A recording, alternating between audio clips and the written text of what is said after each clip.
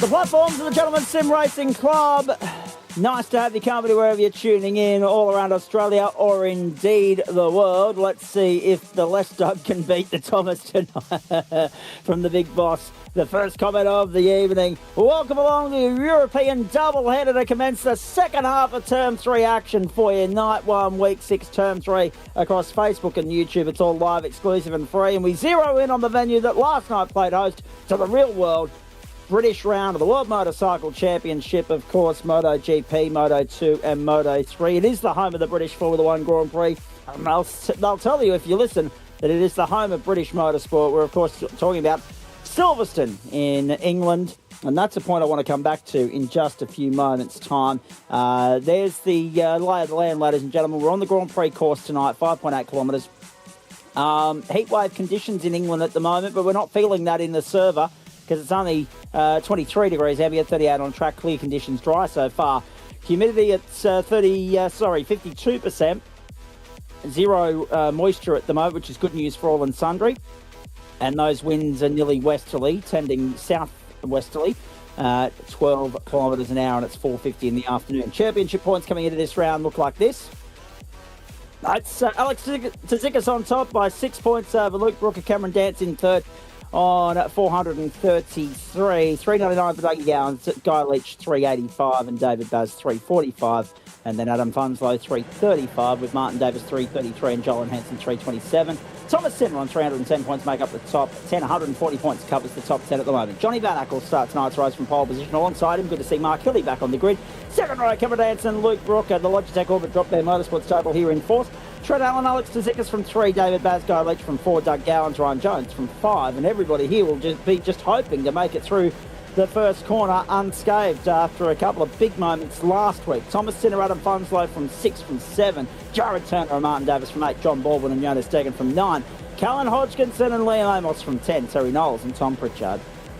From 11, Callum Maxwell, Kevin Wakefield, then Tarek Arlani and Maverick Benson with James Katia to make up the field. Our good mate Josh Zuno is fronting things from race control this evening as well. So if anybody's going to get hurled over the coals, they'll be held over the coals by Zuno. And we're looking forward to hearing from him a little bit later on if time permits. Don't forget, as soon as we're done here, off to the Circuit de la Sarthe in France. The first of 2 90-minute Enduros in the second half of the GT3 season with thanks to Waste Options. And it'll be 90 minutes from the Gold Split featuring on broadcast, plus results from all the other 3 before we get out of here very swiftly and promptly tonight. Ready to fire! Monday Night Motorsport, the second half of the term. Waste Options follow the Renault 3.5 from Silverstone. Let's go! Great start from the inside. Look at Luke Brooker and Cameron Dance. And also Brooker up into third spot. Make it second around the outside. No, he won't get there. Trouble further back. 2 cars in the gravel. And already some complaints being lodged with race control. Brooker's been relegated to 4th. Trell Allen comes through and there's more carnage. Maverick Benson goes round. Davis down 9 spots. Turner down 11. Sinner down 14. Off goes Dougie Gowans as well. Oh my goodness, there's carnage aplenty on the opening lap. Bannock, a magnificent start, converts, leads. Dance into second, Trent Allen up into third. Then David Baz up 3 spots to 4th. Luke Brooker was the blinder off the line, but it's amounted to nothing. He's back 4 spots at the moment. He was looking for second at turn 3. It ended up being under pressure for 5th and losing it to Mark Hilly at Cops. Tzikis also a rough start, down into 7th. Adam Funslow a big start, up 4 spots. And Liam Amos up 7. Oh, well, at least we still have 25 cars running, Adam Laver. So, unfortunately, a couple of them reporting to pit lane for an unscheduled pit stop this early in the piece with the mechanical meatball flag next to their name. Cullen Hodgkinson off track already as well. Plenty to sink our teeth into on what is a big night for the club. Indeed, yeah. Well, only one of those tracks that's perfectly suited to these Formula-style cars. And unfortunately, a few of them went a bit too many too wide, as these guys might be trying to do here in the final chicane. They've managed to get away with it, have they? I think they have. Just.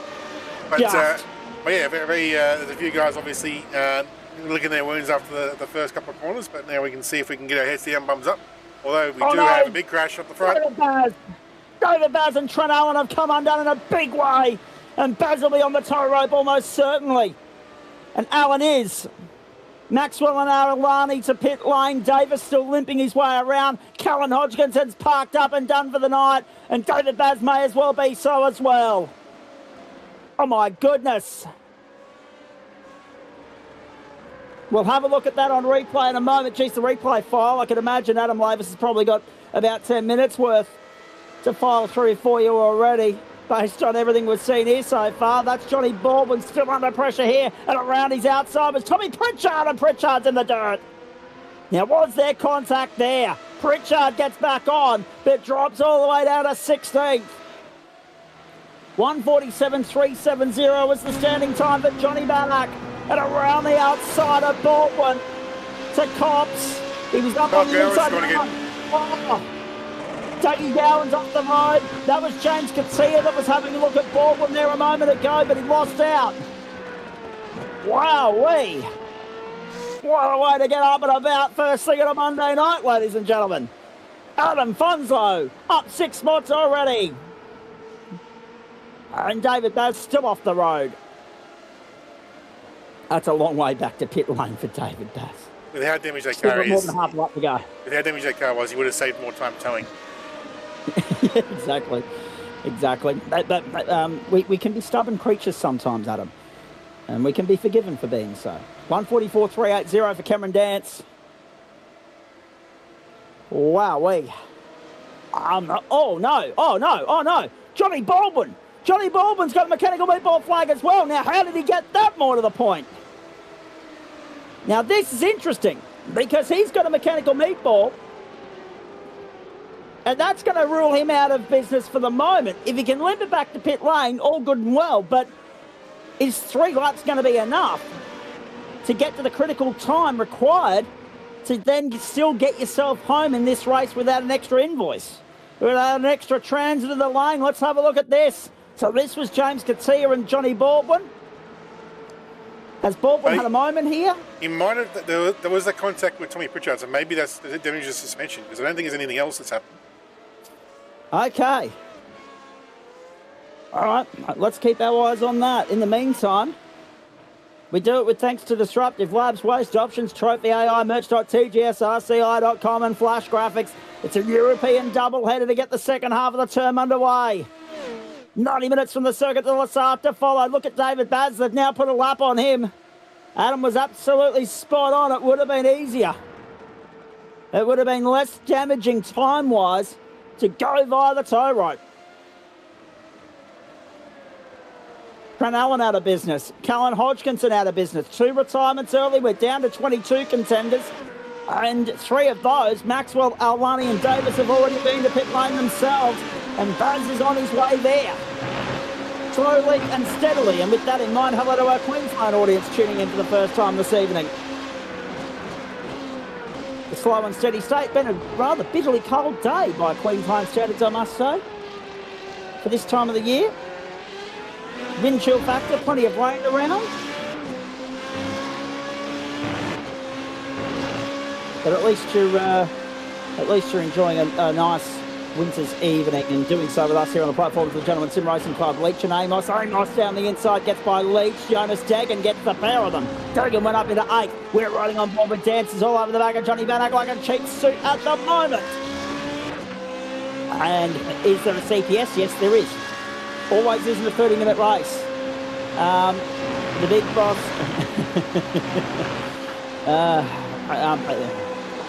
Beautiful one day and tipping down rain the next is how I usually describe it. Or, when we get to summer, beautiful one day and 112 years behind the next, because of that time lapse to the rest of the continent we have there. Hey, how good a week's this too, by the way, on the subject of winter. We are, of course, hosting the Winter Olympics in 2032. And this week we're hosting the Summer of Cricket in winter, with Australia taking on Bangladesh. So when we get here Thursday night, we'll be fresh from watching a full day of cricket from the top end, which we're very excited about as well. Cameron Dance there has taken the lead away from Johnny Bannock. That was a nice charge down on the inside. Let's have a look at some highlights from the start so far. And Thomas Sinner, unfortunately, yeah, collateral damage there. He was on the outside. He had nowhere to go.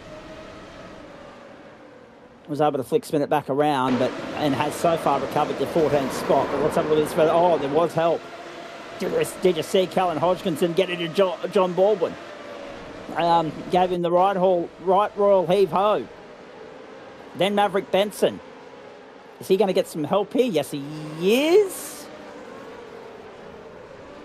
And you saw the front end go from the car in front as a result. Dougie Gowan's Maverick Benson to pit lane. That's happening live as we talk about the highlights here. Now, that was the Trent Allen David Daz incident. We need to have another look at that. That was huge. Here it is. Did Allen go for a move on the inside? Yes, he did. Uh-oh. It's like watching Max and Lewis all over again, except a different point of the circuit and far less heavy an impact.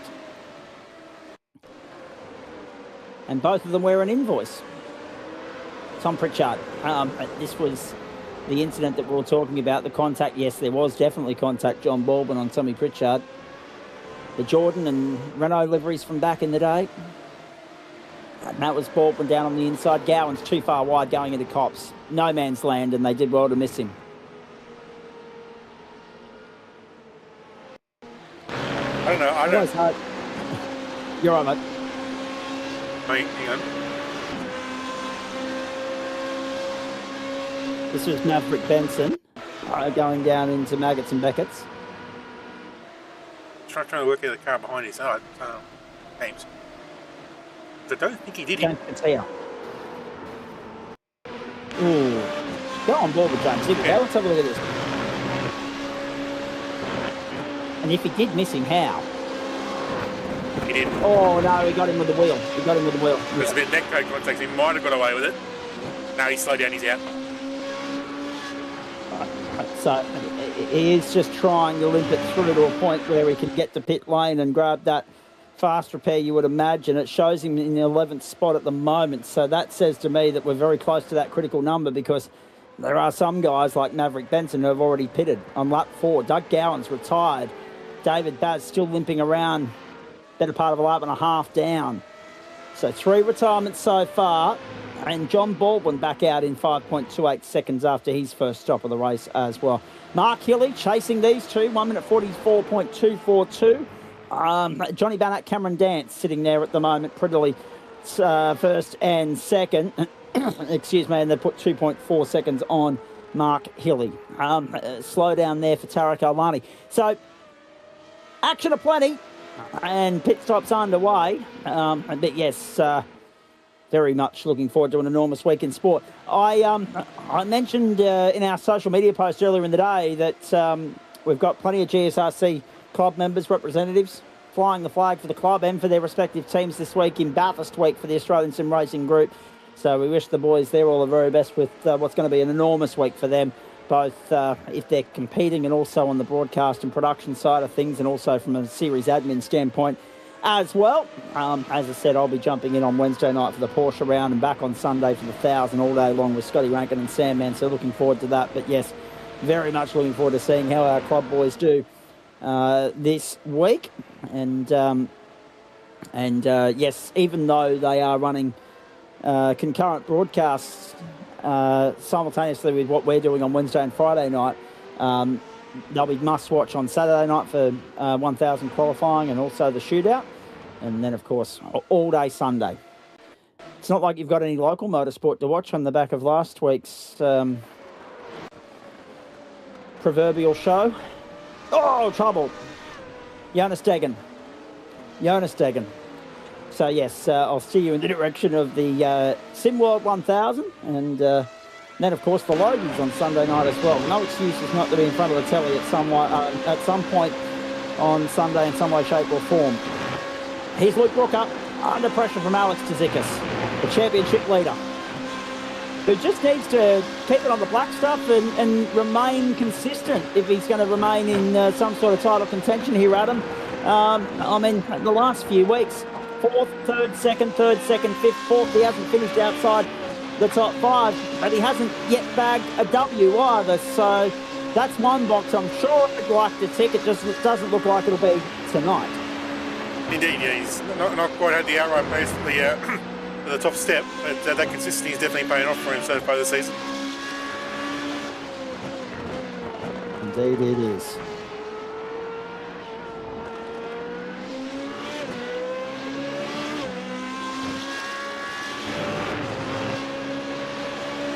Down the main straight.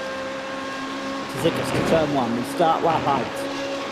Fastest lap race for Johnny Bannock now. 1 minute 44.089. He's going all right. There's no doubt about that.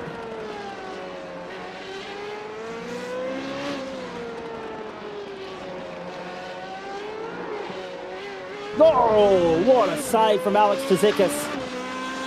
You just felt the rear end going on him. You heard the wheels scream and beg for mercy as he lit it up.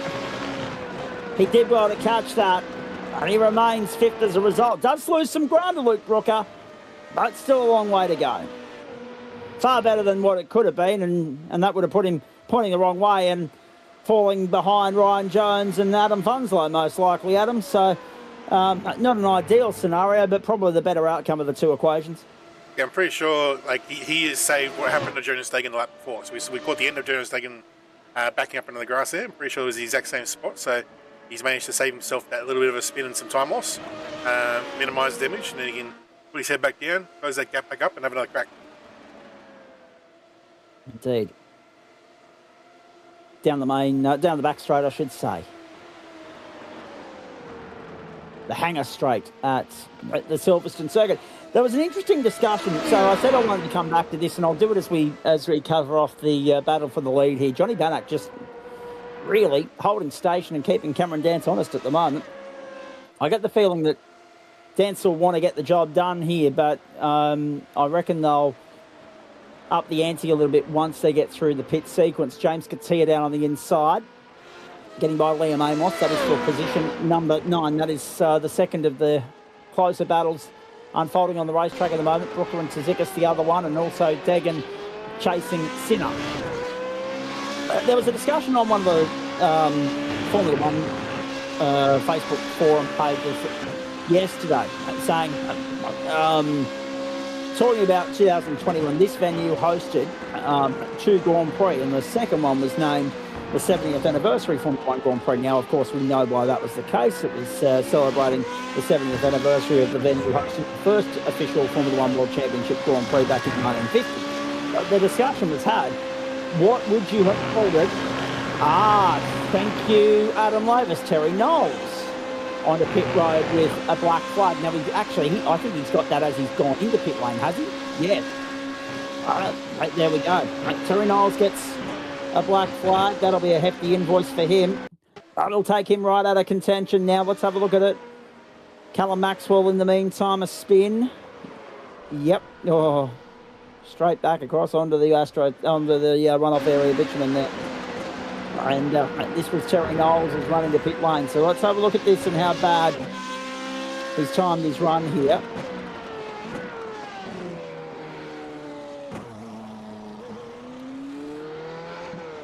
Oh, no. I wonder if those gear changes are what's got him. I would potentially think so. It doesn't seem right, though, because he did everything right in terms of getting on the anchors before he got to the control line, probably too early. Then he maybe second-guessed himself, thought, oh, hang on, I better speed up again so as not to give away too much time. And then he's tripped himself up with some gear changes. That's a hefty invoice, though. The stop was 45.80 seconds. No, Mark Hilly off the road. Hilly off the road. Loses out to Brooker. Tsitsikas. Oh, hang on. Someone's blowing up on the radio. I can hear Jonesy blowing up at the moment. And I reckon that'll be in relation to Terry Knowles coming back onto the racetrack a lap down. We need to have another look at this. So Knowles, as a result of 45.80 seconds on pit road. Let's have a look. Hilly's gone all on his own, right? So Jones and also Funslow have arrived on scene after the fact. There's Jonesy coming through, being obstructed there by Knowles, not happy about it. And then bang, a little bit of hip and shoulder on the way out. Tom Pritchard now showing off the road as well. That looks to me as though it's around turn 1. Yes, it is. Oh, this is going to sting when he goes through turn 2. Too much curb, goodbye. And even though he kept it off the wall, he's towed.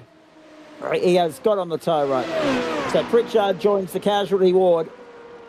Knowles has worn the wrath of Jonesy, frustrated by him not getting out of the way with blue flags.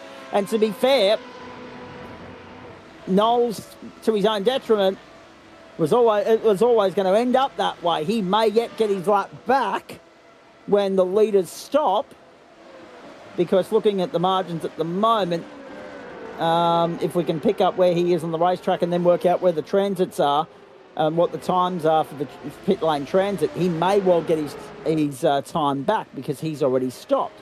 But at that point in the race, Adam, he is considered to be a back marker and therefore needs to obey the instructions given accordingly. Indeed, yeah, you would have the blue flags here, but it would have been a little bit tricky. Sort of, looks like Ryan put him in the middle of turn 3, so there's a bit of an awkward sort of trying to get out of the way turn between turns 3 and 4 was a little bit tricky, and unfortunately, yeah, obviously Ryan wasn't impressed. No, and fair enough as well. I get it. So, frustration aplenty for some tonight being vented. Have a look at this though, Dance and Bannock. This is a fantastic scrap. So, going back to the point, 70th anniversary Grand Prix, and the question was, what other name could it have possibly been given? Because there were some stupidly obscene and obstruct and weird and obscure names given to some Grand Prix back in 2020 because venues were doubling up and hosting second Grand Prix and whatever else. The obvious one that they left out, Adam, and I filled in pieces for them, is the English Grand Prix. Now, a lot of people will say, oh, well, what do you mean? What I mean is, Silverstone is in England. It gets blanketed as the British Grand Prix, like when anyone from England, Ireland, Scotland and Wales represents that part of the world in the Olympics. It's under the Great Britain banner and flag rather than their own national flag. There are 4 little countries within that island of nations. Why not lean on that a little bit more often than what we do? I mean, take it back to David Coulthard. If he'd run the Scottish flag instead of the British flag, that would have been a big thumbs up to Scotland.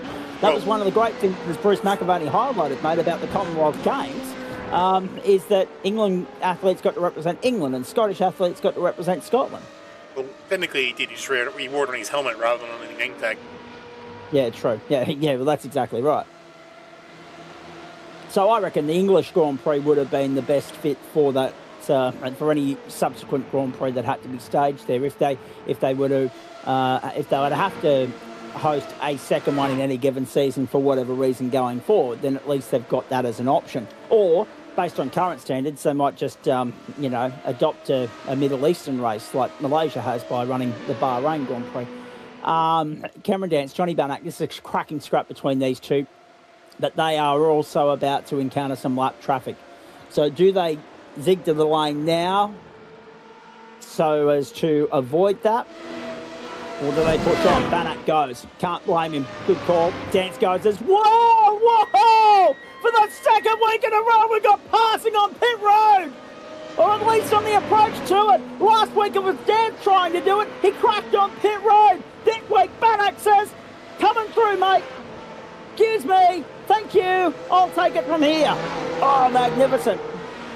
That's how vigorously they're fighting for track position at the moment. It's a fascinating contest. Bannock, Dance, Brooker, Jones, Leach, Centre all on pit road. So too Katia. This is the critical lap, and Deggan as well. Mark Hilly, the only one to continue on, yet to stop. We're into the final third of the race. Now, I'm wondering... Oh, no, hang on. Dance is stuck. Dance is stuck. Has Dance got a black flag? What's going on here? Cameron Dance is going nowhere. 25 seconds. Advantage Johnny Bannock. And Cameron Dance watches victory get snatched from the jaws of defeat once more. Oh my goodness! Have a look at this. So this was madness as they were coming on a pit road. Bannock with the overtake of the season so far. And oh, no, really? There you go. Oh, there you go. Yeah. So it hasn't shown the black flag, but he's definitely got one for cutting the entrance. Right. So we need to go back and just have another look at that, if we can, please, mate. I want to go and remind everybody of a couple of things here. One, it was obviously, I reckon he's responded. He's seen Bannock go right, and he was like, oh, crap, I've got to go too. He was trying to cover that off immediately, right? Yeah, it's so exactly we go. So he's seen the mirrors. Down the right hander. Yeah, he's seen the mirrors, and he's reacted too late. Oh, and look at that. Bang. And straight through, says Johnny Bannock, taking no prisoners whatsoever. And Cameron Dance for the second week in a row loses the race on the entry to pit lane. Have a look at that for a minute. Johnny Bannock. He didn't want to pull it up on the grass, did he? He's also done well to touch the grass and not get a penalty himself there, so he's got away with that one. Yeah, exactly. In a case of less of the car than on the grass than what was on the road potentially. Dance leaves pit lane now after 44.87 excruciating seconds. Tarek Alani leaves the pit lane. Mark Hilly leaves the pit lane. Mark Hilly rejoins in third. Johnny Bannock leads Luke Brooker by 9 seconds. Luke Brooker's form is extraordinary to analyse as well, because he's second to the championship. And much like the championship leader, Alex Tzitzikas, he hasn't yet won a bloody race. Bannock is storming through. It's going to be really interesting next Monday night, Adam, to have a look at where the drop rounds put everybody. Indeed, yeah. There's a few, all the season series going to be interesting because there's a few guys that have obviously been towards the front who have missed a round or two. That's going to be interesting to see how it all shakes out once the drop rounds come into play. Absolutely.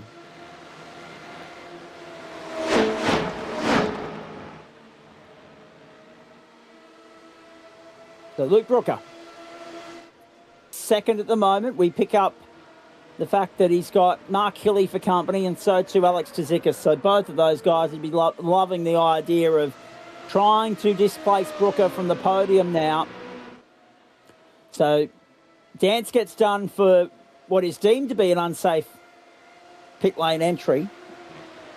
Although that being said, I don't think it was anything necessarily unsafe about it, but, beyond that white line says no. Tarek Alani now with the black flag next to his name as well. So the penalties are getting handed out thick and fast tonight. We're on lap 15 at the home of the British Grand Prix. And Luke Brooker leads Mark Hilly in the battle for second, but Hilly will be looking to overturn that in a moment. So Dance has been in contention for victory on 2 consecutive occasions. Nürburgring and Silverstone. There's Hilly going for the move. Brooker's still there. Now Hilly's covered it off. Hilly goes to second. And Brooker falls back into the clutches of Tzitzikas, who will get a good run here. Brooker did not get a good run. So that'll set Tzitzikas up for a run down the inside to the left-hander. Thank you. And Alex Tzitzikas says, I'll take third away from you. Thanks very much for coming. I want to get out in pursuit of Mark Hilly. He's already half a second to the good. Extraordinary stuff. If you're tuning in and enjoying the action, folks, feel free to let us know. I can't see any comments coming through in the last couple of minutes. Alani with the black flag. We'll have to come in and serve that. Martin Davis is on pit road now as well. That'll be stop number 2. James Katia now off the road.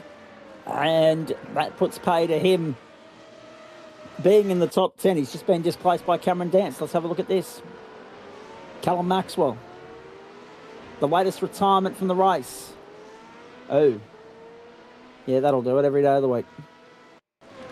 And he exited before he even pulled up it came to a complete stop.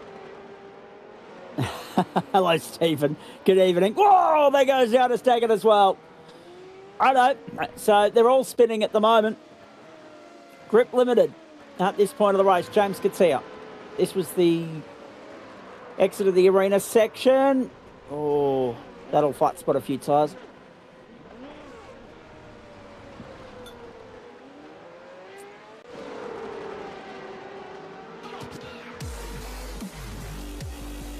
Bobby Camo, SC. I'm just trying to work out what he means with copy, shield coat. I was going to say there's a few different words that were coming to mind. The shield coat is the sponsor, but whether they're having a play on words there or not would be a different thing. True. And the words that were coming to mind at my end weren't exactly necessarily safe for broadcast, but are usually thrown in someone's general direction, usually as a term of endearment, whether they received that way or not. Oh, dear. Johnny Bannock, Mark Hilly, Alex Tzikis, Luke Brooker and Adam Funslow, the top 5. Great run from Funslow, up 7 spots. Ryan Jones up 4. Thank you, Bobby Camo. Appreciate that. Jones is giving Funslow the hurry up. That's for a spot in the top 5. Liam Amos 9th, Cameron Dance 10th, James Katia, John Baldwin 11th, 12th, and Jonas Deggan 13th. So a couple of battles lively around the place here. You've got 3 healthy. What are we heading towards lap-wise? White flag next time by. Should be. Bannock should have just started the final lap, Adam, if we can confirm that. Yeah. It just went from 16 to 17 as you said that. Yeah. And I hadn't even given anybody... See, so frantic as the last half hour been, I didn't even give anybody a number to work with for their bingo card, so my apologies for that. But the bingo number is going to be 17, as we suspected it might be. And easy enough to figure out as well. When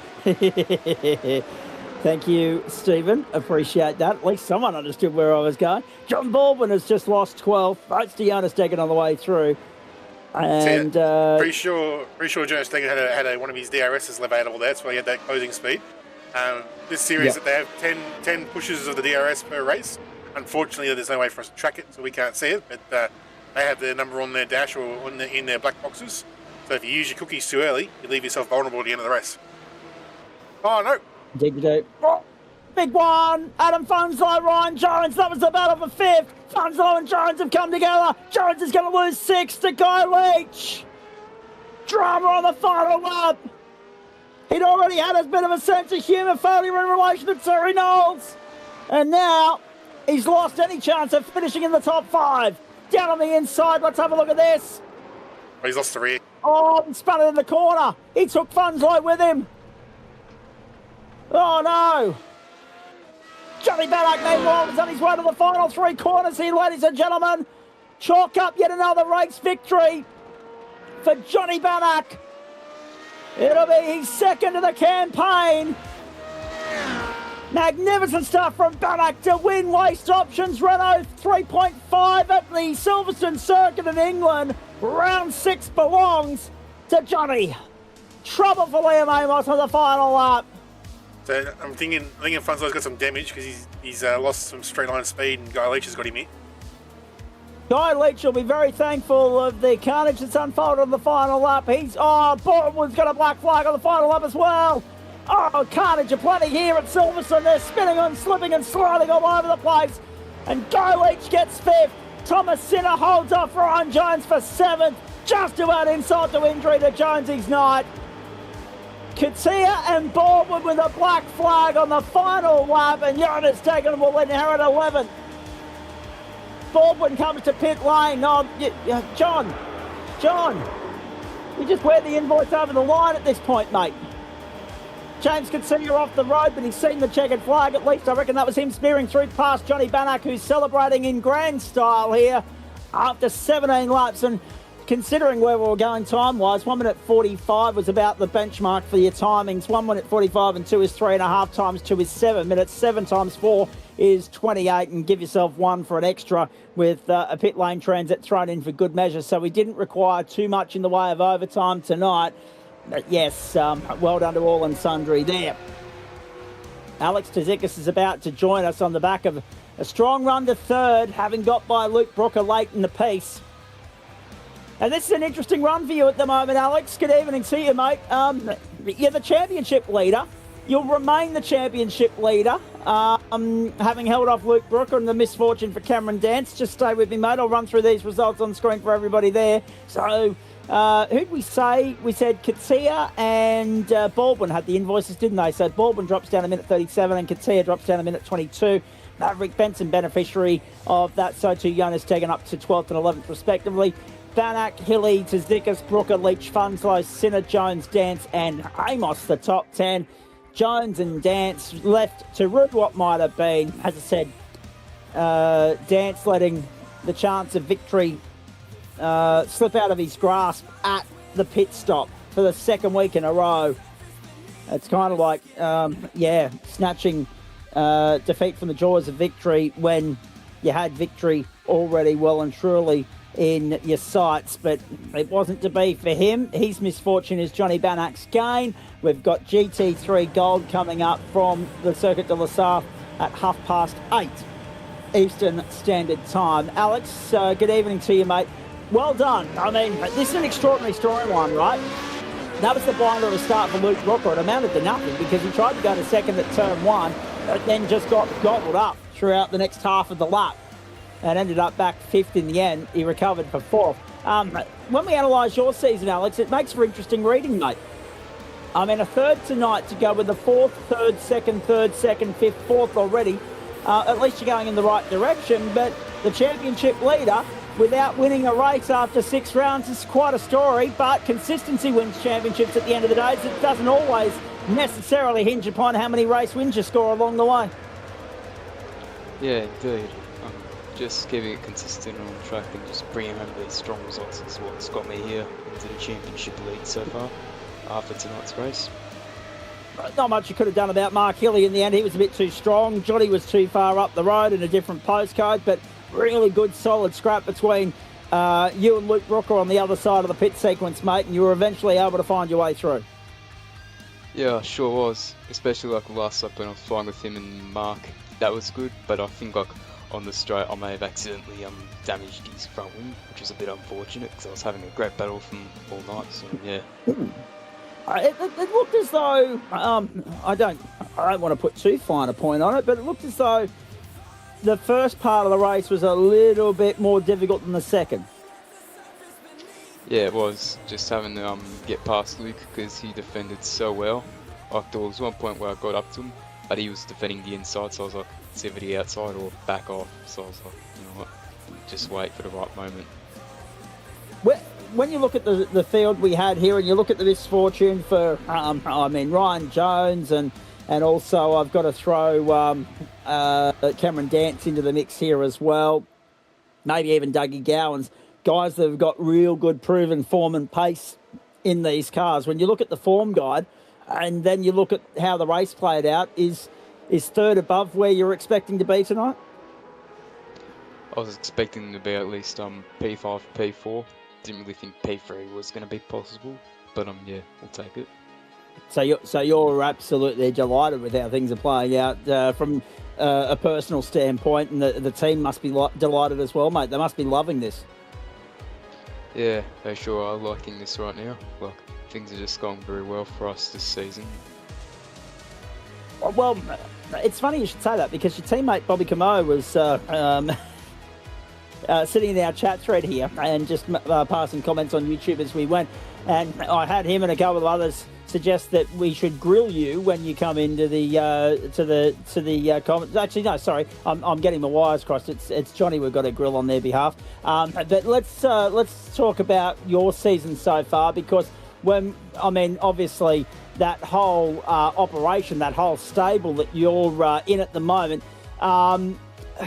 Talk me through how things are going as a whole, because obviously the JMR boys, we're not seeing you guys pop up as frequently here. It feels as though you're kind of the lone soldier. Yeah, I am. Unfortunately, Jason is racing elsewhere with JMR, but we've been doing good all season, mainly just because of the amount of laps I've been doing around these tracks on the calendar, but also the nights where I'm practicing with all the boys and Jace.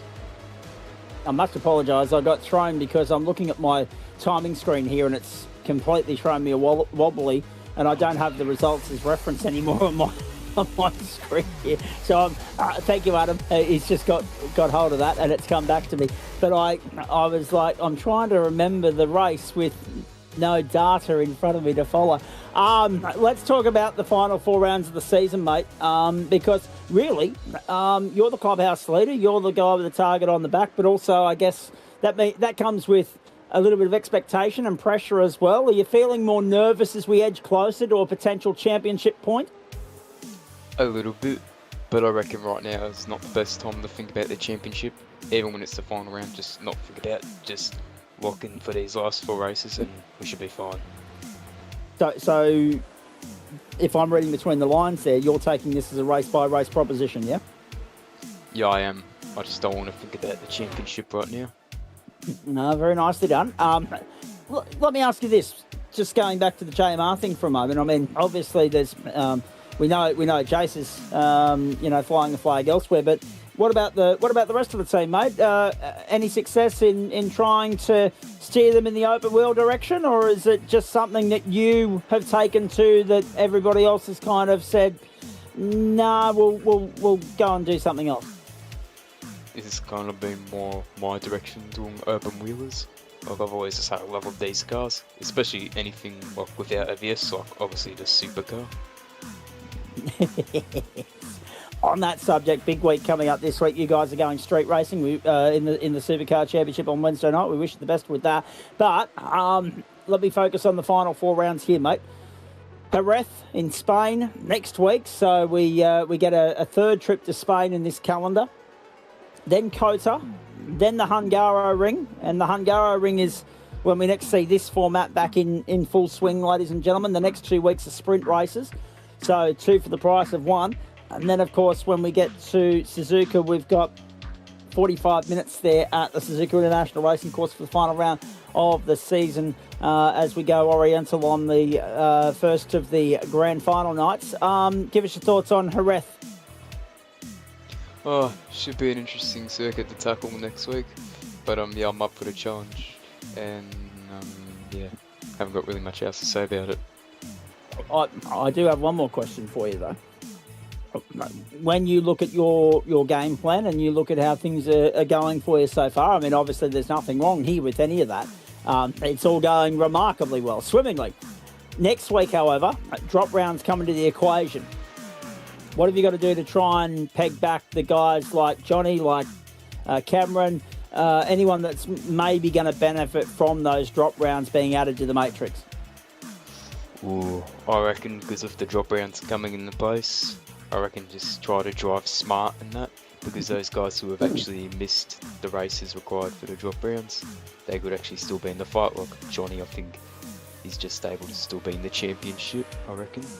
Well and truly, because he's got 2 rounds that are 0 coming back to him in a couple of weeks' time. But the problem then he has, as well as he will attest, and we've already covered with him, is that as far as going forward's concerned, he's got nothing to fall back on. At least with you and what you've done so far, you do have adequate drop rounds to fall back on should one of the next 4 not go to plan, mate.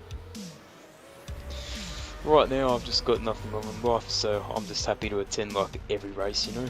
It keeps me from being bored. Hey, that's not a bad thing at all. In fact, that's how this club found its foundations, mate, because no one was able to leave their house. So everybody was bored. So we all come in here for the sake of retaining any semblance of sanity that we had left.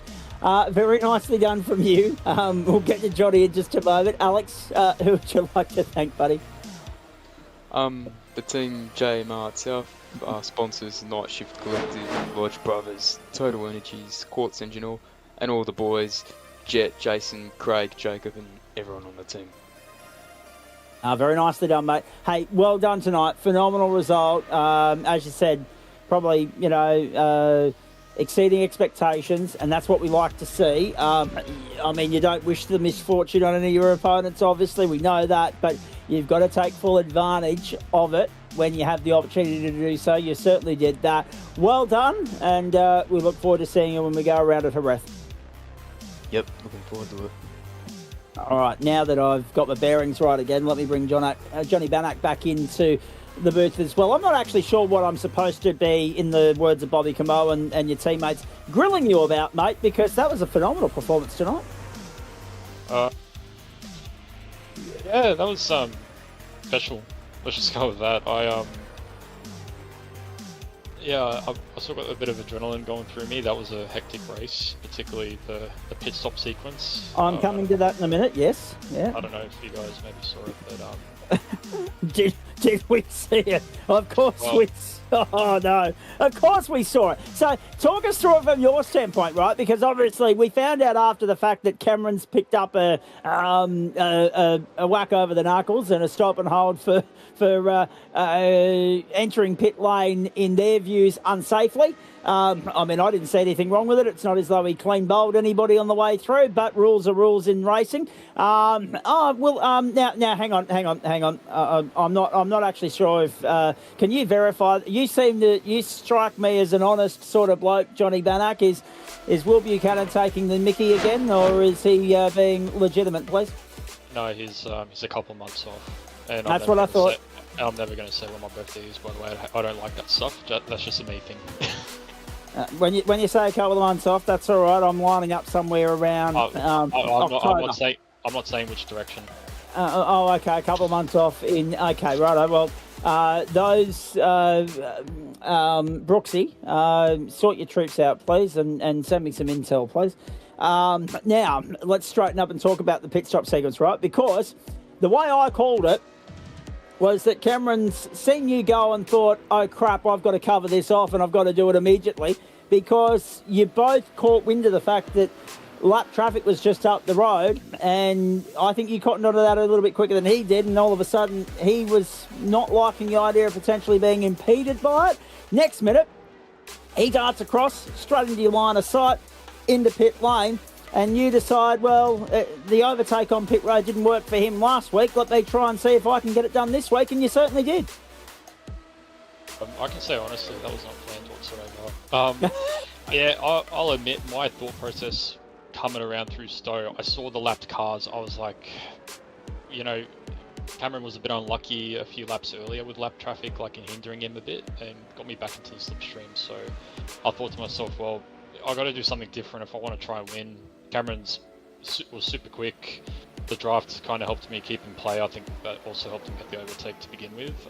So I thought, yeah, pull the trigger, see what happens. And then I'm on a single monitor, so I'm just, I got my reference point on where I'm going to brake for the pit entry, and then I just see a black Logitech Formula Renault just Dukes of Hazzard across the screen, and because he broke early, I was like, oh no, and then I just had to kind of not have, tried to avoid him, and then thankfully I didn't get done for an unsafe pit entry or even speeding in the pit lanes. It was borderline close, but thankfully iRacing was kind to me today. And yeah, that was pretty much it. But I was just trying my best to stay with Dance, and Yeah, and Adam Laver said the same thing. We're looking at that thinking, well, if Cameron's getting done for entering after the merge point, the official entry point, thank you. You've obviously then put two wheels in the grass trying to avoid wiping Cameron out on the way through, putting a pair of you into oblivion. As you've done that, I looked at it and thought, well, the reason why you haven't got pinged is because, well, if we're playing the game of tennis, on the line is in, and you had more of the car on the bitumen than you did on the grass, but only just. Yeah, only just. I was very fortunate, but I kind of thought what I did was fair considering the amount of deceleration Dance had on coming into the pit lane, and just had to try not to hit him pretty much. But I don't plan on doing that too often, and I was kind of thinking about Nürburgring last week with Dance and Stephen Bull coming into the pit lane after the pit exit. I was like, it's a little bit ironic, but thankfully Dance got to finish the race, but unfortunately with that unsafe pit entry penalty. So indeed. Now let's have a look at the road ahead from your standpoint, because this is fascinating now, right? Next week, drop rounds come to the mix. You're firmly going to be in contention when that happens, but it's not lost on anyone, least of all you, the pressure that you're under for the next couple of weeks. Okay, copy that. Thank you, Adam Lavis, for the intel just through my earpiece. Revolution E-Racing, I'm here. Yes. Hello, Brooksy. Good to have you tuned in. Mate, I want some intel because Will Buchanan keeps telling me it's everybody's birthday when it's not their birthday. He started with Johnny tonight, so if you've got any intel on these blokes, send me a list, and that way we can jot it down and just have it there for safekeeping when the time comes, please. Thank you. In the meantime, back to you, Johnny. It's not lost on anybody that you've got no fallback here. You've got nothing there ready to catch you should things go up the proverbial creek over the next couple of weeks. How much pressure do you feel knowing that that's the case, that you can't afford to trip up from this point forward? I'm not really putting a whole lot of pressure on myself. Like, I am doing prep and just trying to get familiar with the car and the track. This week wasn't super ideal, but thankfully it was enough to contend for the win. Going forward though, with no drop rounds to fall back onto, I think it's a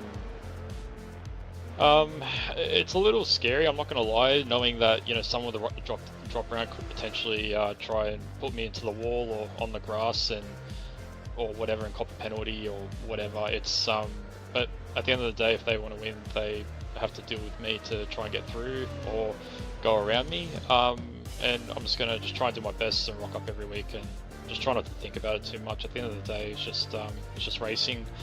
Yeah, it'd be nice to win the season. It'd be pretty cool, but there's quite a few people to contend with, like Tzidkas, who's been consistent, Dance, who is blisteringly quick when stuff, you know, doesn't go sideways for him, even for myself as well, and a couple other boys. So just going to take it race by race, like Tzidkas was saying, and just hopefully it falls my way by the end. Immediate thoughts on, because when we look at your rounds so far, 4 rounds, 380 points, a maximum of just over 100 on offer each and every week, and you've taken a fair chunk of what's been available to you. The only blip in the road has been that 16th in the first race at the Red Bull Ring, and we know why that occurred, a spin at turn 1, lap 1. But the rest of it's been pretty bloody good, mate. Thoughts on how you can continue with this momentum that you've got going for you at the moment when we get to Jerez? Just keep doing what I'm doing, and then yeah, just keep doing what I'm doing and just put the maximum in, and yeah, just to try and go faster than the other guys if I can do it.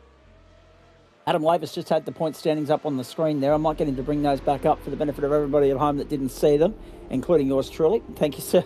And we'll run through them for the benefit of everybody. 5:43 for Alex Tzidkas, 14 points clear of Luke Brooker, 5:29, 5:10 for Cameron Dance. So even with only finishing 8th tonight, that was a hefty sort of invoice. 40 odd seconds, 8th place there for him. Then you go back 5th place tonight for Guy Leach, who now sits 4th on 468, and Adam Funslow 415. Dougie Gowan's the DNF on 400, 398 for David Baz. Martin Davis 389, Tommy Sinner 382, and Johnny Bannock rounds out the top 10, 380. 163 points covers, so that's actually blown out, hasn't it? It was about 140 going into the night, 163 going out.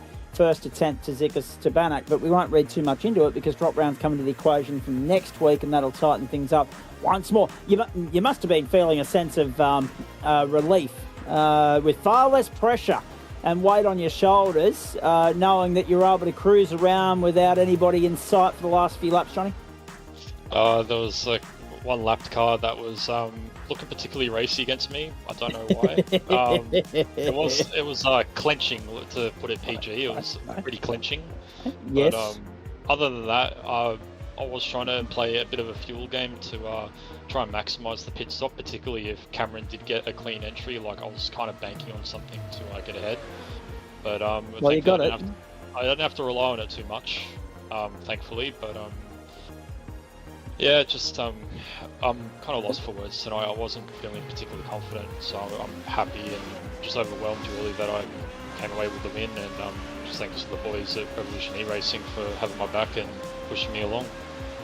I get the feeling that you, because I'm just picking up a common sort of theme there, that you're exceeding expectations, you're not feeling terribly overly confident with yourself going into any given week, whether that's a confidence thing or a psychological thing or a modest thing, I'm not entirely sure, mate. But I tell you what, if that is the case, I don't know why, because the results would suggest that you probably should be a little bit more confident in what you give yourself credit for at the moment. It's been phenomenal to watch. Obviously it's been nice to see out there, but we do enjoy having you in here for a yard as well, be it in a play-by-play capacity or just in a post-race interview capacity, mate. So, well done. Aside from this, what's on for the rest of the week? Nothing much. Maybe some Super Formula Light in another league, but other than that, just trying to prep for next week whenever I can, and the missus doesn't take up the time. Whenever that's possible. But no, she's good to me. She lets me play my little game, as she calls it. Yeah, just try and prep. Yeah, that's pretty much it. Just remember, mate, if it's cancelled because they didn't tell me. Thank you, Brooksy. Appreciate that. So Will Buchanan can get stuffed because Brooksy's come to the rescue. Thank you, mate. Appreciate that. And good luck to Will this week. I know it's a busy week for him in a driving sense with the Logitech G Pro Invitational, Bathurst 1000 and the co-driver clash and a few other things going on. So it's a big week for him. We wish him well. And we wish you as well, Johnny Bannock. It's interesting to hear you mention the little game thing. It's funny, isn't it? Because if it weren't for that, I'm sure she'd be finding some other way for you to go and occupy and amuse yourself and give her some peace and quiet. So she should be very thankful for the little game. Yeah, I hope so. Let's just keep it this way, hopefully. But it's a lot of hope. There's no certainty. It's just a lot of hope. Absolutely not. We were talking last week about the long-suffering wives and girlfriends of the platforms of the Gentleman Sim Racing Club and the leash in which some of our members sometimes find themselves on, as is evidenced by the amount of thank yous that go in the other direction for letting them have some time to themselves. Well done, mate. Terrific performance tonight before I get us into any more trouble. That was phenomenal. Great contest between you and Cameron Dance. Possibly the move of the season going on a pit lane from you. We'll have a look at that again right here. Have a look at this, ladies and gentlemen. There goes Dancey. That's him done for the night. We didn't know it at the time. Gets a 44-second invoice on pit road. And Bannock, have a look at this. Actually, you know what? I reckon you are very lucky because that to me looks as though it's 60-40. 60% off the track and 40% on, but rather that than hit a moving target. So very nicely done. Victory number 2 for the season, mate. Go and enjoy it. Thanks, Zach. Thank you, Adam, and have a good week, boys. We will indeed. It's an enormous week on the platforms of the Gentleman Sim Racing Club. I want to preface this before we go to a break by saying there will be no post-race show tonight following GT3. We mentioned this last week. We mentioned it in the social banner tonight as well. No post-race show tonight because our fearless leader here, our broadcast coordinator, the Hall of Famer here at the platforms of the Gentleman Sim Racing Club, Adam Lavis, has an ungodly hourly alarm tomorrow morning somewhere around the vicinity of 3:45am. So to ensure that he at least has the ability, whether he actually converts it or not is up to him, but whether he has the ability to get some sleep, that's on us. So we're going to get out of here as early as we possibly can tonight to give him the best possible chance. But we will still, at the end of this upcoming 90-minute race in GT3, have the results from the Platinum, Silver and Bronze splits, plus the usual sponsor plug and the look ahead and everything else. We just won't have the points update. That'll come to you on Wednesday night, and we'll have more interviews as the week goes on. With that in mind, we go to the Circuit de la Sarthe on the other side of the break for the main course offering of night 1 of week 6 of term 3 of the platforms of the Gentleman Sim Racing Club for 2026. It is Waste Options GT3. What are we up to? Gold this week. We've got Platinum, Gold, Silver, Bronze instead of what we used to have, so I'm still wrapping my head around that. It's GT3 Gold. It's from Le Mans. It should be Gold, Platinum, standard entertainment for you. 90 minutes, the first of 2 Enduros in the second half of the season. We look forward to your company for that. And on the way there, a reminder that we do it with thanks to Waste Options, Trophy AI, merch.tgsrci.com, Flash Graphics, and the great people at Disruptive Labs. A break and back. Bannock victorious at Silverstone. Let's wait and see what we're in for when we get to Le Mans.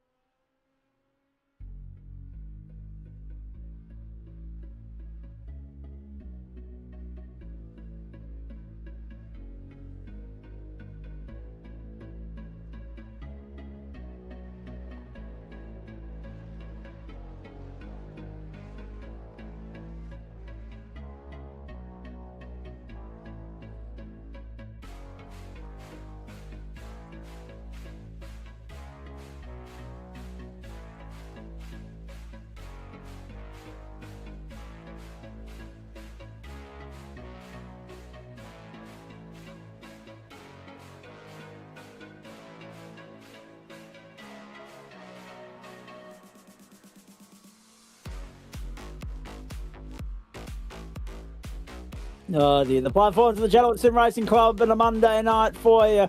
The first of two extended editions in a racing sense for GT3. We up the clock tonight, we up the ante. We go from the usual 60 minutes or the sprint racing that equates to about an hour's worth of content to 90 minutes worth.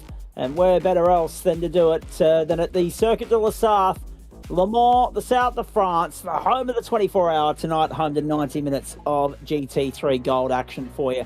Adam Lavis, Zach Caban, and now Dave Oliver joining you for Monday Night Motorsport. Good to have D. Oliver back in the house with us. Live, exclusive and free across Facebook and YouTube.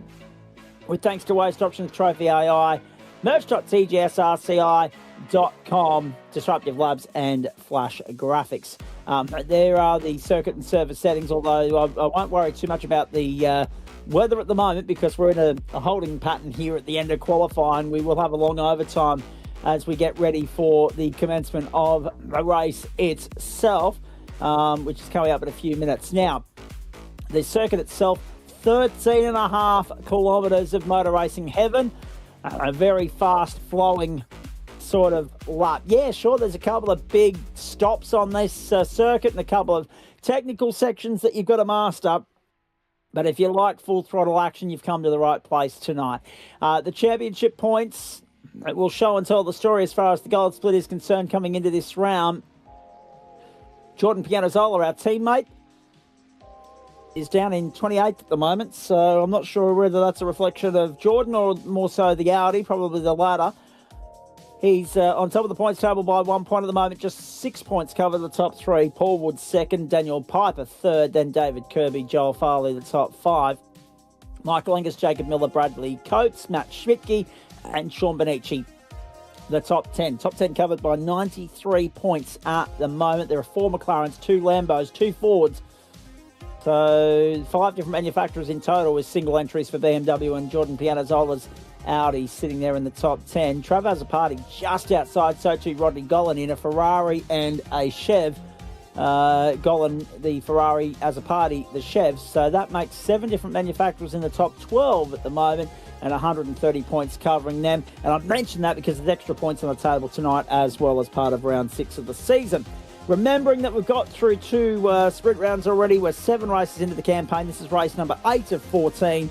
And the road ahead takes us to the Indianapolis Motor Speedway road course next week for sprint racing. Then on to the Suzuka International Racing course for 60 minutes. Back to the Red Bull Ring for sprint racing. And then off to Mount Panorama Bathurst for the 90-minute finale. So we go Europe, the Americas, Asia, Europe, Australia. A fair bit of continent hopping week in, week out for the balance of the season. Welcome to you, Dave Oliver. Best seat in the house tonight. We love Le Mans. We love racing here. And for those of us that don't do the racing side of it, we love watching on as well. There's just something truly special about it. And I'm glad that, unlike some tracks on the server, we can never be accused of overdoing this one. Welcome everyone. Yes, it is. It is a very, very cool track to watch, to drive at, to wish to be at in person. But yeah, it's not yet, but that's going to happen. But yeah, it's a very cool track, and it looks like weather-wise, it's going to be very favourable in the drivers for the drivers tonight. And yeah, with the 90 minutes, it's as long as people, keep their hands clean, and it should be a pretty awesome race. And as long as they keep their wits about them, we'll be right. Jackson Rich on pole position alongside Daniel Piper, 3 minute 52.80, the standing time there. David Kirby and Andrew Neal from row 2. Great to see Neely up there doing good things. Ford on the inside of the first 2 rows, McLaren on the outside. The Lambo of Matt Schmidtke, the Chev of Adam Burhoff. There's a name we haven't seen hopping around the platforms of the Gentleman Sim Racing Club in a while. See what I did there?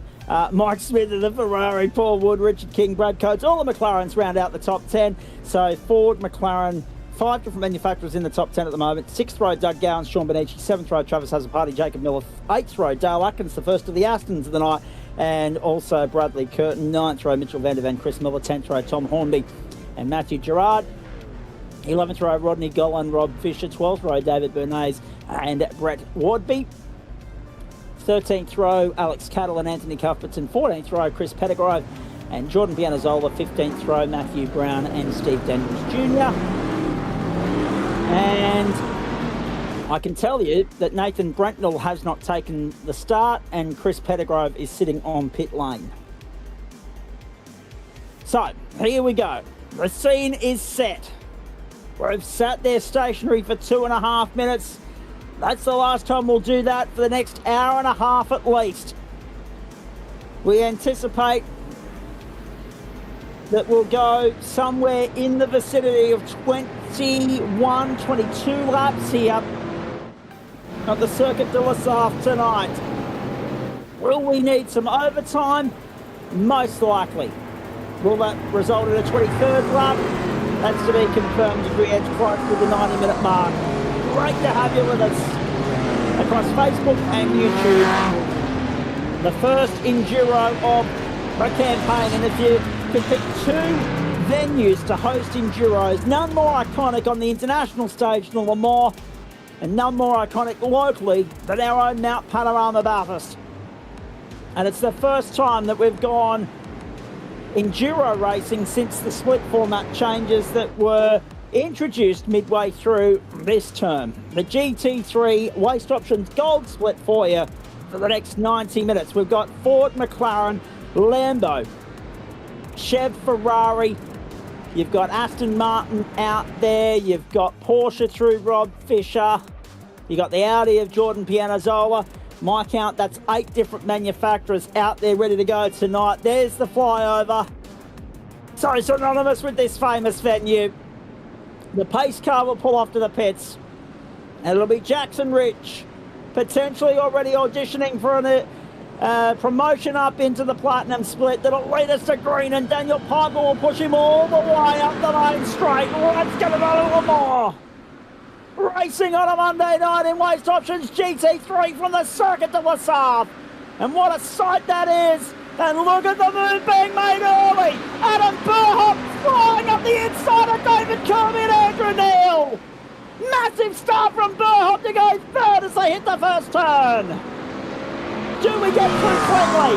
That is an enormous jump from Adam Burhoff. Great to have him back on the platforms of the Gentleman Sim Racing Club. Rich, Piper, Burhoff, Skip Clear, Kirby, Neil, then Schmidtke.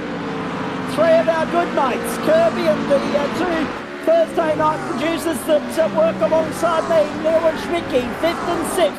Smith, Wood, Coates and King, the top 10. Oh, trouble and God! David Kirby crashes out of the ball on the opening lap. And plummets down the order. My goodness! A Devon's Mustang on the opening lap. That's not how you want to start your night at Le Mans. Yeah, it looks like he's just lost the back over the curve there of the cold tyres, so he's done the old 2-foot hack and locked everything up, but he has got a bit of panel damage, so hopefully it's not too bad. Once he is able to get into the pits, he might be able to get it fixed up. Jackson Rich with the slowdown, Daniel Piper takes full advantage of that. Inherits the lead early on. Rodney Gowan now limping away. After an incident on the opening lap, Adam Burhoff having a look for second, not yet. So, an interesting opening lap here. Just trying to work out, just trying to do the numbers, the arithmetic here. Oh no, Benici! Sean Benici! Crashes out on the opening lap as well. And drops down to 28th position. We're not even through half a lap. Already trouble for Kirby, Benici and Dolan. Allwood tucks into 8th spot at the moment. Joel Farley saying that there's an insane refresh pull. What do you mean? What do you reckon he means by that, Dave Oliver? And have a look at Adam Burhoff down the inside. This for the lead. For the lead on the opening lap. Oh, the bunny is back in front. How good to have Adam Burhoff back on the platform of the Gentleman Sim Racing Club. He's definitely coming back with an authoritative charge to the front. Absolutely. So We've got no Acuras out there, we've got no Mercedes out there, and no BMWs by my count, if I've got that right. So 8 different manufacturers out there tonight. Can we just have a look, Adam? You had the weather and track conditions up there a few moments ago. I didn't get a chance to run through them. 8:07 local server time. This is going to take us into the night, ladies and gentlemen, potentially, right? And I say potentially for a couple of different reasons, but I'll come back to that. 9 km/h winds in a northwesterly direction, 24 degrees, the ambient, partly cloudy conditions, 26 degrees on track and dry. So far, 49% humidity. Now, we know this, Dave, of course. We sit there, we watch Le Mans every year. Sunset well and truly after 9 o'clock local time. Why? Well, because they observe daylight saving, and out goes Matthew Gerard. Have a look at how costly a moment that is for him as he drops down the order. Doesn't look like it was as big a hit as the Mustang earlier. No. It's potentially still going to either do some penalty damage or some alignment damage, so yeah, it's definitely enough to just watch it in this next couple of laps up until he can potentially do a shorter stop. I just want to mention while it's there, we've got 2 types of bunnies around here, right? We've got the Burhop bunny, Adam, and we've got the Energizer bunny, Nick. Hello to Nick Fodiatis tuning in, cheering on Paul Wood tonight on the platforms of the Gentleman Sim Racing Club. BMW is good at Le Mans, surprised nobody is driving a best all-rounder of all of them, he reckons. But that's the problem, isn't it, Dave, when you've got a pick-and-stick format? But is the BMW... Oh, Brett Wadby at the top of the hill, coming out of turn 2, or turn 3, I should say. And he's pointing the wrong way and drops right to the back of the field. Bar 1 or 2. He'll... actually, no, he is right. Stone Model's back of the field, 30th. And that's, Jordan Pianazola's now dropping down the order as well. The Audi in trouble. He drops down to 27th, 8th, 9th. Oh no. We may well have just put the mocker on our teammate, Jordan Pianazola. How many splits we got in GT3, says Bobby Camo? There are 4 of them these days. And Brad Washer just confirming that after Hockenheim last week, he feels much safer as a spectator. Yeah, Brett Bradbury had the same feeling in Formula V a few weeks ago. David Kirby might be happy that he's dropped so many spots. No, well, that's what happens when you have an incident on the opening lap. Plenty of feedback coming in, boys. Keep it coming. We're here for another 85 minutes yet. And we'll do a very quick round-up of proceedings and then steer in the direction of what's coming up for the rest of the week. Have a look at this, the 2x2 action already. And we'll see plenty of this tonight as the field continues going about trying to sort itself out. Miller with a black flag early on as well. So Chris Miller, a disastrous start for Fishy Motorsport, you would argue here, Dave, in the sense that Oliver's sustained damage and he's got to try and limp it through. Heaps of spins and crashes considering the track. I agree with you, Nick. I was just about to make the point. So Kirby, so there's 2 problems here, right? So his teammate Miller has got a drive-through penalty for incident points already, a black flag to observe there. Oh, sorry, Adam, go for it. It might not be, it could be he didn't serve his slow down in time, possibly. It would be more likely this time of the race. Copy. Whoa, look at this. They're under pressure here on the inside. That's Dale Atkins. Atkins trying to get through. And with them as well as Mitchell van der Merwe. Kirby under relentless assault and pressure at the moment, and Alex Cattle in there in 19th as well. This extraordinary intensity this early in the piece. We're only 6 3/4 minutes in. And Kirby trying to hold on for dear life. But this is the problem, isn't it, Dave? He's got to try and hold on for dear life because he's got to get to a critical number with regards to only having to stop twice as what we expect to be the norm for the majority of the field. Yeah, exactly, and especially with his damage from his lap 1 spin there, you know, it's a little hard when your car's already the side, you know, there's already a brick, and it's a damaged brick now, so it's, you know, it wasn't very aerodynamic to start with, and now it's even worse. So yeah, he's definitely, you know, got his work cut out for him, and he's just going to have to, you know, potentially lose a few spots and just keep the car in a straight line, and you know, get to that critical lap and you know, get that repair done, and then you know, then try and storm through the field as much as you can, which is very tough here if you're not in these draft packs. Amazing scene. So, just to reaffirm the point, this will go beyond 9:30 local circuit time, this race tonight. Trouble for Mitchell van der Van. That thing limping away from the scene of the crime and coming over the main straight. That's on a bump. The race leader has come undone, coming over the main straight at the end of the lap 2, and will drop down to 8. There's a black flag for Middleton. Slowdowns everywhere for Rich, Atkins, Cattle, Fisher, Daniels, Golan. They've all got to slow down to serve. Opera's handing them out everywhere. Matt Schmidtke has gone to second with a 3:55.866. Mike Smith, the third. 4 different manufacturers in the top 4. Mitchell van der Van's moment big.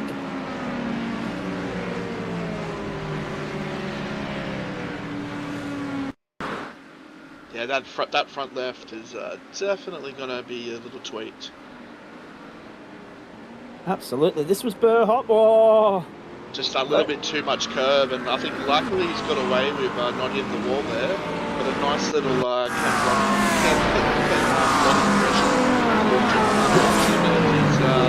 got that going.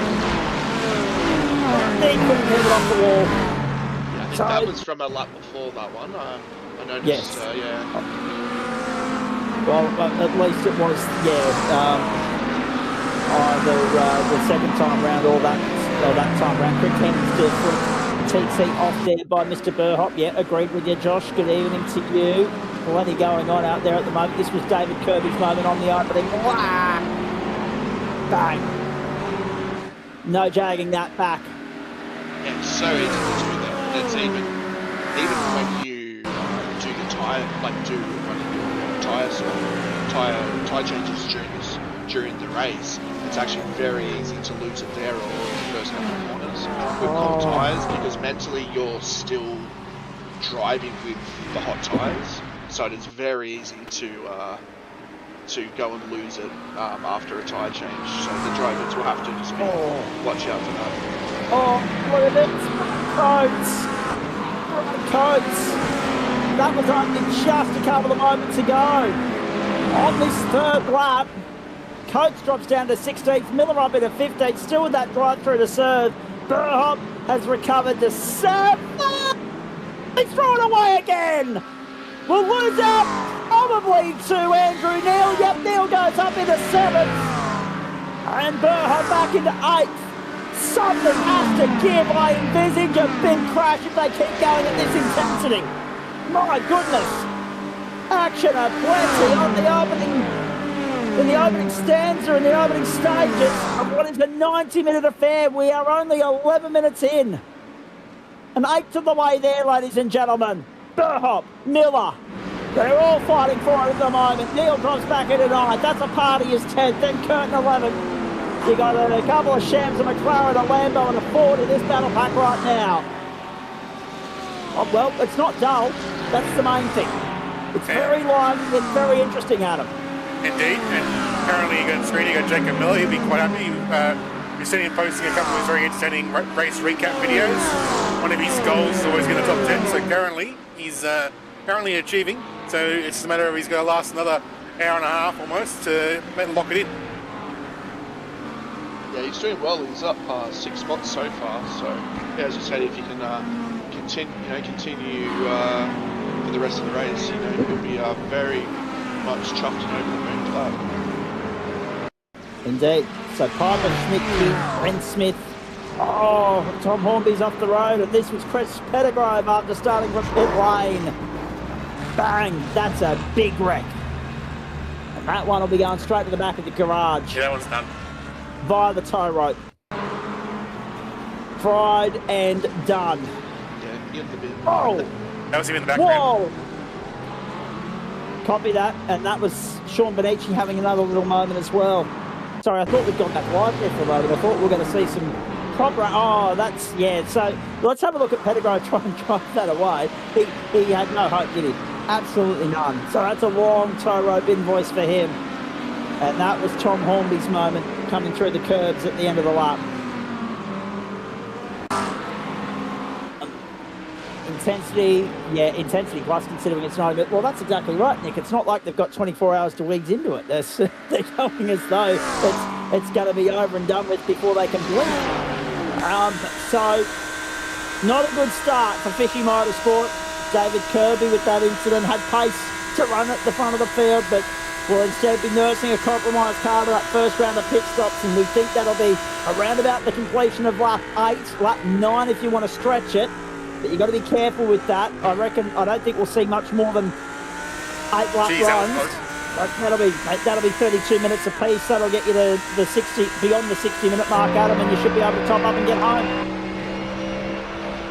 Indeed, but yeah, that was very close. It looked like Mike Smith was half having a look there,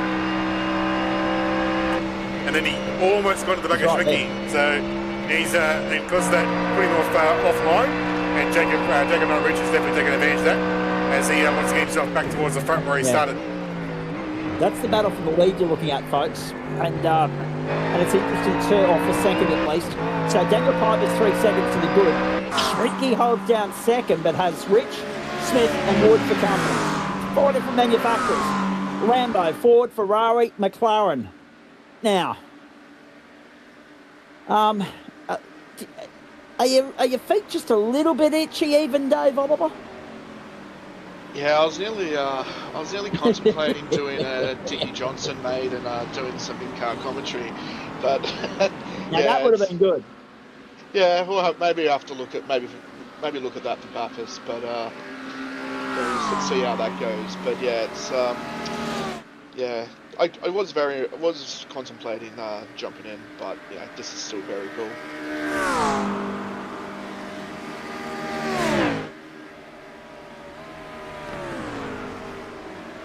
Woodsy.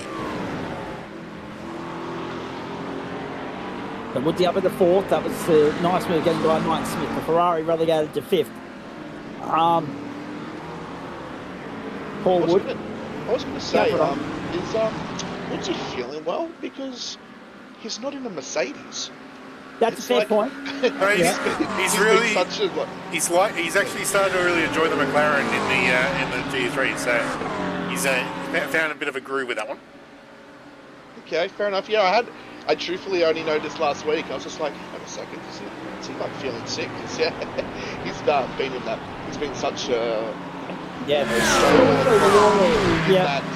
that Mercedes, and it's just it's cool to see him in something different. And Adam, you'll know, because we can talk about your teammates all night if you want. I mean, it'd be like we'd be saying the same thing if Schmidt ever left the Lambo, and we did say the same thing when Dale Sharp ditched the BMW, albeit briefly. Well, I'm pretty sure he's back in it now, though. So yeah. It didn't last long, but yeah, it's just one of those things. I think like Woodsy likes. He's one of those people. He does normally want to change cars season on season, so he has a bit of a play around, and then he makes a decision usually. So sometimes he ends up going back to the same one because he's comfortable with it, but he does like to shake it up and keep the variety going with the GT3s. Chris Miller off track, and that just adds insult to injury to the Fishy Motorsport night. David Kirby still sitting 13th despite that early damage sustained, and sitting there lapping in the 3-minute 56s at the moment, so he's about a second and a half off the pace of the fastest car on the circuit, Jackson Rich. That was Miller. I think he may have just slightly touched the wall, but all good apart from that. Yeah, they're getting harder, and he's really good. So he's actually wary of that. Brad Coates picks up a warning for a late move and a little bit of contact, a little bit of niggle, hip and shoulder with Andrew Neil a few moments ago. We're on lap 5, ladies and gentlemen. We're watching Waste Options GT3 Gold on the platform of the Gentleman Sim Racing Club, live exclusive and free Monday Night Motorsport Night 1, Week 6, Term 3, 2026. Remembering, no post-race show tonight. Championship update to follow on Wednesday night, and of course we'll resume normal proceedings in a couple of weeks when Adam Blake is having got an alarm and run, got the hour of the morning. That was a beautiful run out of the chicane for Jackson Rich, straight down the inside of Matt Schmidtke, and to the outside on the exit, to the braking zone, they'll go for the second of the chicanes, straight down the inside. Schmidtke's still there. Rich is tough and wide. Rich is off the road. Advantage Schmidtke. Paul Wood will have every piece of that he wants, and Mike Smith as well. Rich loses, goes for one, instead loses two. Yeah, he's now going to have to watch it for the next couple of corners, even though that's a little tough with these couple of long straights that he's approaching. That, yeah, just with running off and getting a bit of rubbish on his tyres. So he's just going to have to just keep that in the back of his mind. I like that the team leader, the head of operations there at Bailey Ladders, is just advising everybody they don't have the sort of budget that Logitech or Drop Their Motorsport stable does, that possibly the AITX stable does. There's Rodney Gold off the road for the second time tonight. Wild Ride Motorsport seem to have a pretty good budget about them these days with the recruitment job that Thorn Weggett's doing. And this is Steve Daniels off the road as well. We've seen a lot of that tonight. Cars getting loose on the exit. I mean, but that's the intensity and that's the pressure that everybody's under. Alan Burhop off the road for the third time tonight. This won't be a small one either. This will be big. Oh yeah, rear end. Good bite. He did well to pull it up though. He just had to wait there and wait there and wait there to get a clear passage back onto the racetrack, and he only barely did that. I think his teammate kind of let him in then. So Burhop with that incident drops now out of the top 10 back to 14th. That allows David Kirby up in the 12th spot. It's a survival of the fittest tonight, boys. It's a case of, I mean, Daniel Piper's gone. He's checked out 4 seconds to the good. Matt Schmidtke's the head of this freight train for second, towing the next 3 along. It seems to me a case of if you don't trigger an off-track alert, if you don't spin at any point, if you don't get tripped up by the sheer commitment required to wrestle the car around at full tilt at Le Mans. And I think the intensity of this race is provoking, I guess, everybody to try and essentially punch out qualifying numbers lap after lap. And I think that's why we're seeing so many of these guys trip up and make mistakes, Dave, because they're trying to wrestle the car through the corner before it's ready and willing to go. We've just seen so many cars as they're going right, trying to jag back left and tripping up in the process, maybe because they're trying to jag it too soon, too quickly, too eager. Yeah, this track is always a balancing act, because obviously we've got such, you've got, was it 4 to 5, decently long straights, and it's always the case of trying to get the balance of how low do you go on the rear wing. But the thing is, it's like, okay, fine, you may want to get the top, run low wing to get the top speed down the straights, down the hillside. But then the problem is you have Indianapolis and Anarnage, you have, the intimidating Porsche curves, and then you have, the first corner, say 7 corners all the way onto the Mulsanne from the start, that you still need that rear downforce for it. And if you run it even too low, and it's just, if the car's just feeling too light and too snappy, it's just gonna just feel horrible to drive. You just need to have that fine balance where the car's kind of going up and low. And if you have too much downforce, you're just gonna be slow. The straight is gonna be too slow. As you were talking then too, Travis just hit the centre end of the first chicane. It almost returned serve here by Jacob. This is a good scrap. Oh no! What? What was it? Richard King goes around with some assistance and onto the grass as fading light becomes a factor in the circuit of the south. Yeah, you can hear over the comms there that Richard King was not very impressed with that. Bit of a sense of humour, fellow, you reckon? To put it politely. Oh dear. So, that's first round of pit stops, not too far away, folks. This is lap 6. We're 22.25 minutes in. That was Rodney Gollum with probably his biggest off-track excursion of the night. Some drift work through the sand, then he couldn't catch it on the exit. It was almost a seamless transition back over the racetrack, but no, not to be. Not to be. Lights and blades, that's going to be a factor later on.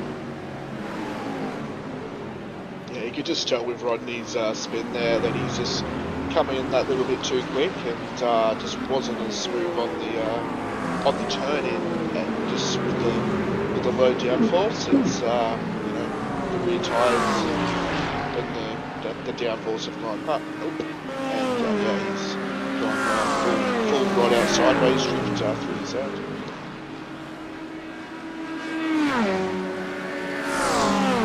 Piper, Schmidtke, Wood, Knight, Rich. Actually, I've got to confirm whether that's where the Knight part of that fits in, because we've got Jackson, Knight, Rich on our timing screen for those of you playing along at home. You've got J Rich on your screen. So whether the Knight's a nickname or a hyphenated middle name or something, I don't know. We'll seek some clarification on that for the Wild Ride Motorsport Stable. In fact, I can direct that inquiry to one T. Weggett. Mike Smith in 4th. Travis Azzopardi is 5th. We've picked up Bradley Curtin in 10th now. Under pressure from David Kirby, who's recovered to 11th. Adam Burhop is up the road in 12th. Brad Coates is 13th.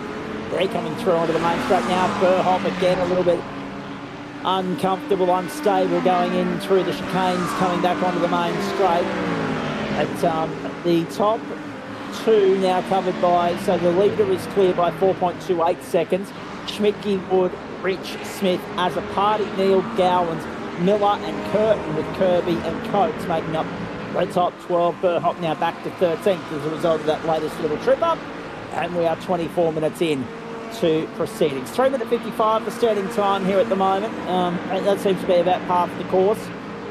I'll be interested to see. I think the pro split will be a little bit south of the mark there, a little bit quicker again. And Adam Burhop showing, oh no! Another moment for Burhop. And I think Nick Fodiatis nailed that point a few moments ago. And there's Matthew Brown. Well, it's like Nick never left. There's the commentator's curse. Brown plus 13, now only plus 9 as a result of this.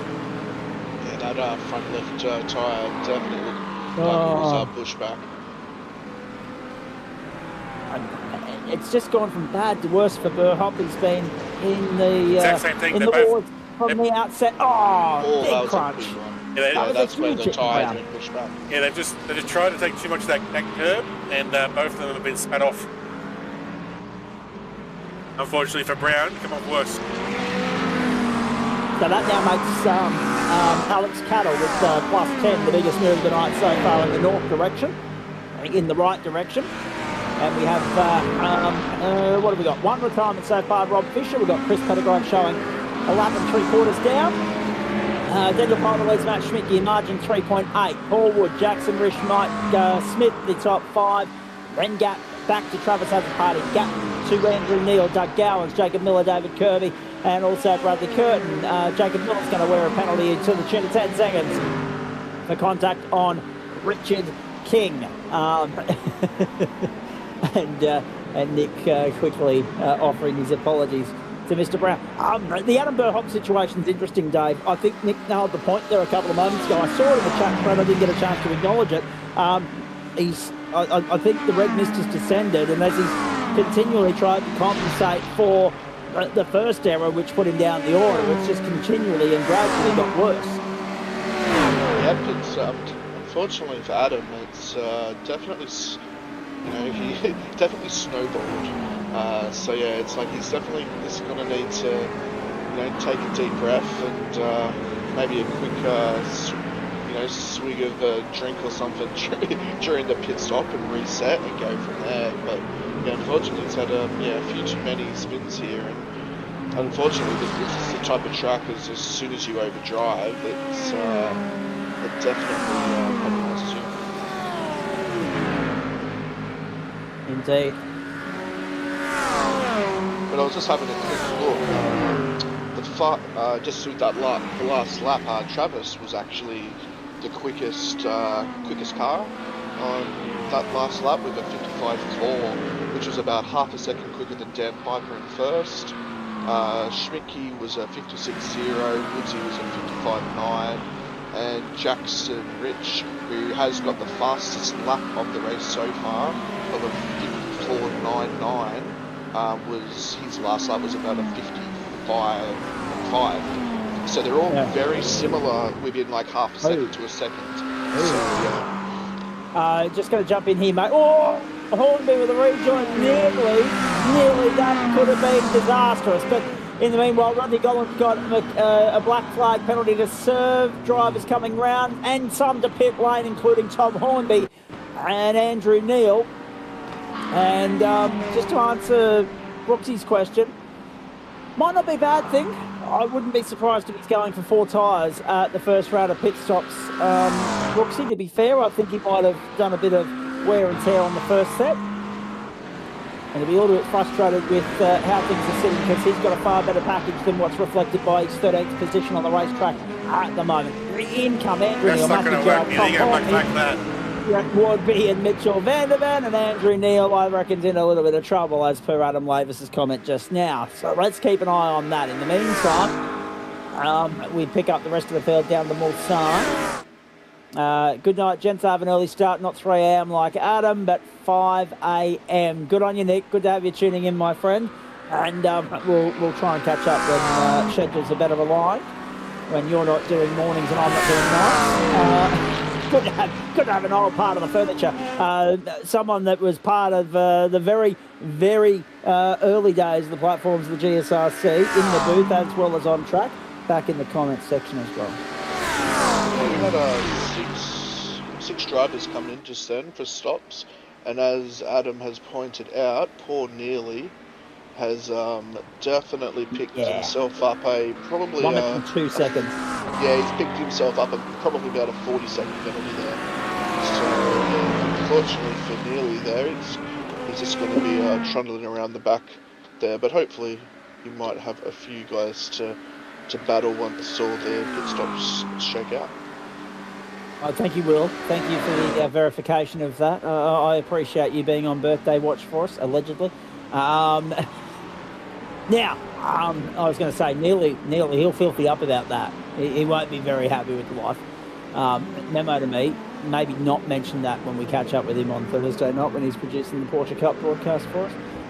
Yeah, I think it might still be a little bit of a sore subject. Yeah, exactly. Well, as I've already, as you will have no doubt seen, Dave Oliver, as some of you will have seen through following me on social media today, looks as though I've ruffled a couple of feathers over the course of the last few days. I'm not terribly sure why, but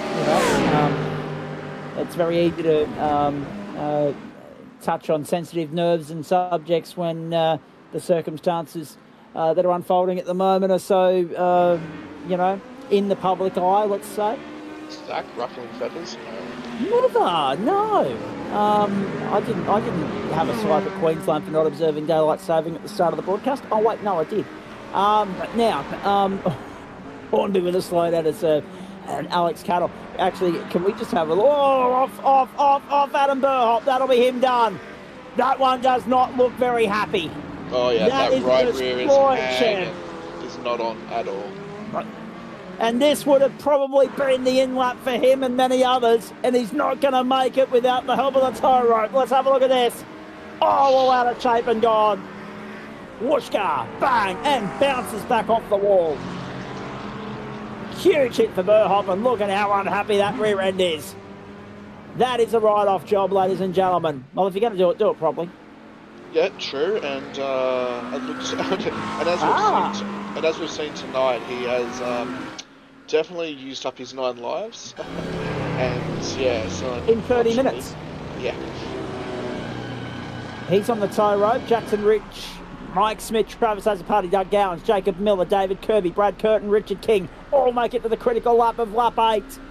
So 2 8s are 16, and the balance should get you up to 22. Maybe 23 laps, we're not sure.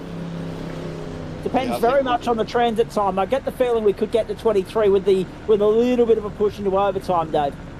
Yeah, I think we're definitely just getting ourselves into the 23rd lap.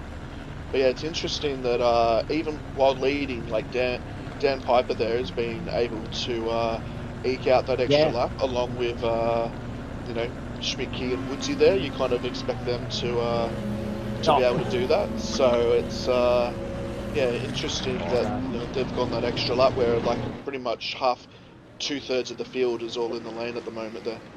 Schmidtke and Woodsy, that's not necessarily a surprise. Coatsy either. And Daniel Piper, as you say, that's probably the biggest surprise of the lot. But joining us now, you mentioned earlier getting some Dickie Johnson style-esque commentary if you were to jump behind the wheel tonight, Dave Oliver. I reckon we're about to get some. Look who slid into the house. Chris Pettigrew is not enjoying his night out there. And after that first pit stop, I don't think Andrew Neil will be having too much more fun for the balance of the night either. Nearly. That's a fair invoice to cop. It was, but I wasn't sure whether the damage was and the tow was going to be worth more, so I thought I'd take the illegal pit entry. No. And here I am, 40 seconds behind them. Oh, and 40 seconds behind until the next bloke up the road makes a similar mistake, mate. It is a hefty. Hang on. Update on the Blazing Berthop. He's cool as a cucumber now. Vet doing vet things as was described. Very, very nicely done from Brooksy. Although he's on the tow rope, mate, so I'm not necessarily sure he's going to be enjoying too much more of the night. I hope we can get back out there and push on with it, but like Neely, let him compromise for the balance. And that's a shame, Neely, because the car was looking good up until that point, the McLaren. It's a little bit unstable through the Porsche curves, a bit of weight shift. Feels like a Porsche, but other than that, it's been feeling really pretty quick down the straight. I'll get the Brody McConaughey in just a moment. Hang on, Neely. Jeez, there's a fair bit going on just ahead of you here. David Bernays, Mitchell Vandervan, and Tom Hoyne all chasing Brett Wadby. And there we pick up Jordan Pianazzola down on the inside. He gets by Dale Atkins, one of the Whiskey Business Racing stable. And, of course, one of your teammates, Neely. I'll come back to you in a moment. 2.45 was that stop in the end. I need to address that comment from Brodie McConaughey. Unfortunately, if we had 4 commentators and we had 4 broadcasters / producers, directors, we'd probably be able to do all 4 splits. But unfortunately, every time I turn away from the stream, something happens to Burhop. Yeah, exactly. You seem to be the kiss of death a little bit, Brooksy. We'll get back to that in a moment. But yeah, just to answer Brodie McConaughey's question, as many long-term mainstay viewers of high forms of GSRC will know, we vary it up. So because we've got 4 splits, we've only got 1 broadcast crew. Impossible to broadcast every race every week. So this week we're focusing on the gold split. You will see the Platinum Boys in action again in a couple of weeks. So, and of course, the season finale from Mount Panorama will be dedicated wholly and solely exclusively to the Platinum split. Here comes Daniel Piper, Matt Schmidtke and Paul Wood at the end of lap 9, and Brad Coates to follow as well. Neely, what's the plan of attack from here, please? Plan of attack, I think I'll forego tyres for the entire race and see if I can pick up an extra few seconds and, I don't know, just drive like a bat out of hell and hopefully I don't crash again. You can take a meatloaf reference off your bingo card tonight, ladies and gentlemen, courtesy of Andrew Neal. Hey, very quickly, with regards to all of that, David Kirby on screen at the moment, recovering in 9th. Now that he's got the fast repair, he'll be able to flex his muscle a little bit better than what he was doing for the duration of the first stint. In saying that, different horses for courses, Neely. I'm not sure the no tyre strap will work for everybody. It seemed as though, particularly Adam Burhop, Chev wasn't, his tyres weren't liking life. They were begging for mercy. How have you found the tyre wear so far? When I'm in the pits, I'm sitting at about 90%. So temp's always good around here. Apart from the Porsche curves, it wears them a bit. But their tyres aren't looking too bad. All right, well, I was going to say, we appreciate you coming in here to chew the fat with us, and you're welcome to stay, especially when you've got no one around you to keep you company. But the interesting thing out of all of that, Brad Coates, their intent spot, is as soon as, without any word of a lie, as soon as we saw that you were getting held for, an extended stay on pit road, I said it might be a bit of a sensitive subject. We won't mention it on Thursday night, but when you turn up here to plead your case, you give us no choice not to mention it whilst we're on here at the moment. So hopefully you won't be feeling too disappointed about it when we get to Thursday night motorsport, and we're looking forward to a Porsche Cup sprint round there. That being said, mate, even though the result goes falling by the wayside, it's always a pleasure to steer any machinery around this place for 90 minutes. All right, just You've got your hand full, do you? Just for that little bit. Yeah, it's a great track. I really enjoy it. Got some tricky corners, some nice long straights. Really good in the toe.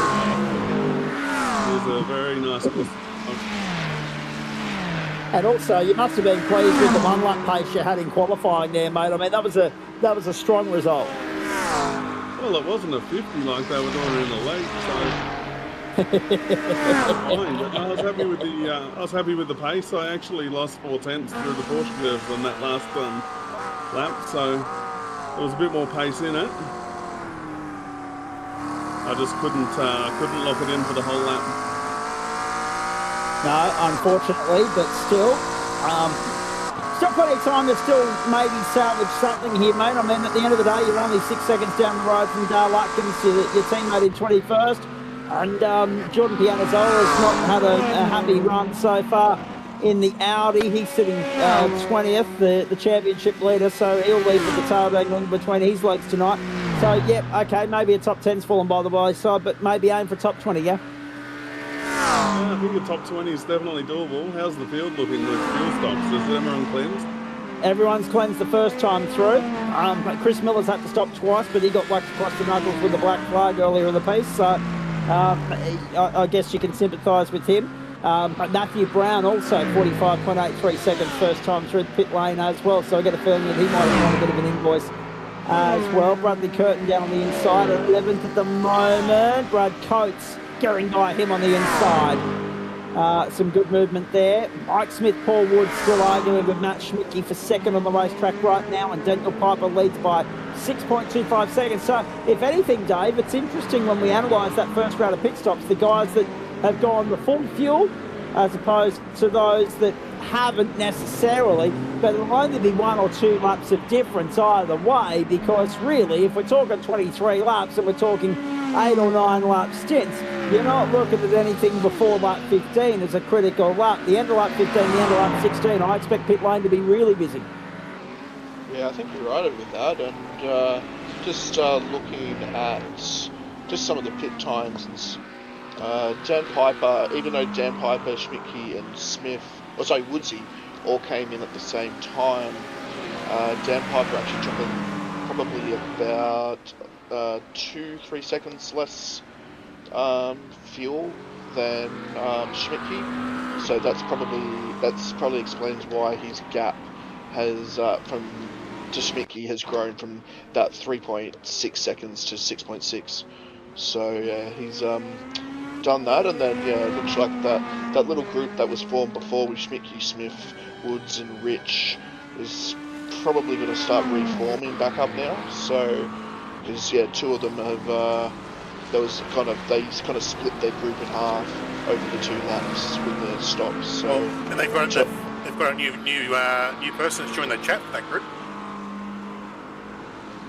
Yeah, Trav is sneakily patching up. So if the boys, if that group does not keep the pace up, yeah, Trav is going to be right in the aero. Oh, who's that? Oh.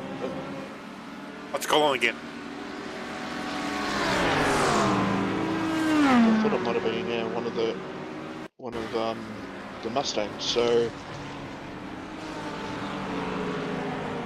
yeah, he actually had Gullen had just come out of the pits too, unfortunately. So he just come out from a near 2 minute pit stop. The old fence, the car that's dominating the Platinum Sport at the moment, finds its way to the front of an epic battle of a second, which is 4 deep at the moment. Jackson Richards flash back on it as well. He'll be up on the outside of Paul Wood. Schmidtke's pushing Mike Smith along as they head down towards the second chicane along the Mulsanne. Schmidtke on the outside. Smith fights back on the inside, goes deep, goes back to second, and manages to pull it up. No, he's wide. Oh, he did well not to get a slow down. My goodness. Say, that must have been millimetres from that, because yeah, sometimes if you look at that curve to run way, it gives you a slow down to run wide. I think he might have actually got one because he's pulled over. Yeah, quite possibly. No, No, he's, that was, no, he's right. He's that right. was a staunch defending. Oh, very staunch, because I reckon Schmitty was very close to giving him a little tap on the run through. Oh, dear. Yeah, I thought for a second there it was one of those, oh, okay, I better go clear my slow down. So, Piper, Smith, Schmitke, Wood, and Jackson Knightridge now. It's interesting. Daniel Piper, unfazed. Currently 7.5, I should say, seconds to the good here. Clear and comfortable as the race leader. And Schmitke back to second, this time around the outside on the run towards Indianapolis on Mike Smith. So the Lambo finds its way back to second. We're right on board with Travis at the party. It's now a 5-way fight for second. It's officially joined the chat. Just slid in. Whiskey Business top and tail this battle pack at the moment. And what's even more exciting, 5 different manufacturers within the battle as well. Because Trav's aboard the Chev. It's actually nice to hear the Chev and work. And actually nice to see a few more drivers. I mean, you know, nearly tried to give it a bit of a crack there at Sebring last term. It didn't necessarily work for him. But it's nice to see a few more people giving the Chev a bit of an opportunity, a bit of a chance here, Dave Oliver, because it hasn't enjoyed a hell of a lot of love since it arrived with the Mustang hand in hand here quite a few seasons ago now, and it was the flavour of the month. It very quickly lost its flavour. Yeah, it dropped off very quickly, unfortunately, but yeah, it does seem like it has been given a bit of a bop and has definitely got its speed back. I love how you say that you like hearing the sound. It sounds like a freaking vacuum cleaner. I mean, No. compare that to this. Yeah, that's fair. Look, let's be honest. The Mustang, yes. The Mustang is a different beast again, and it is a very, very nice sound. There's no doubt about that. Actually, let's just stay on board and go for a ride down the Mulsanne with Jackson Rich. Just hear the Mustang at work and what a thing of beauty from a sound standpoint this thing is, ladies and gentlemen.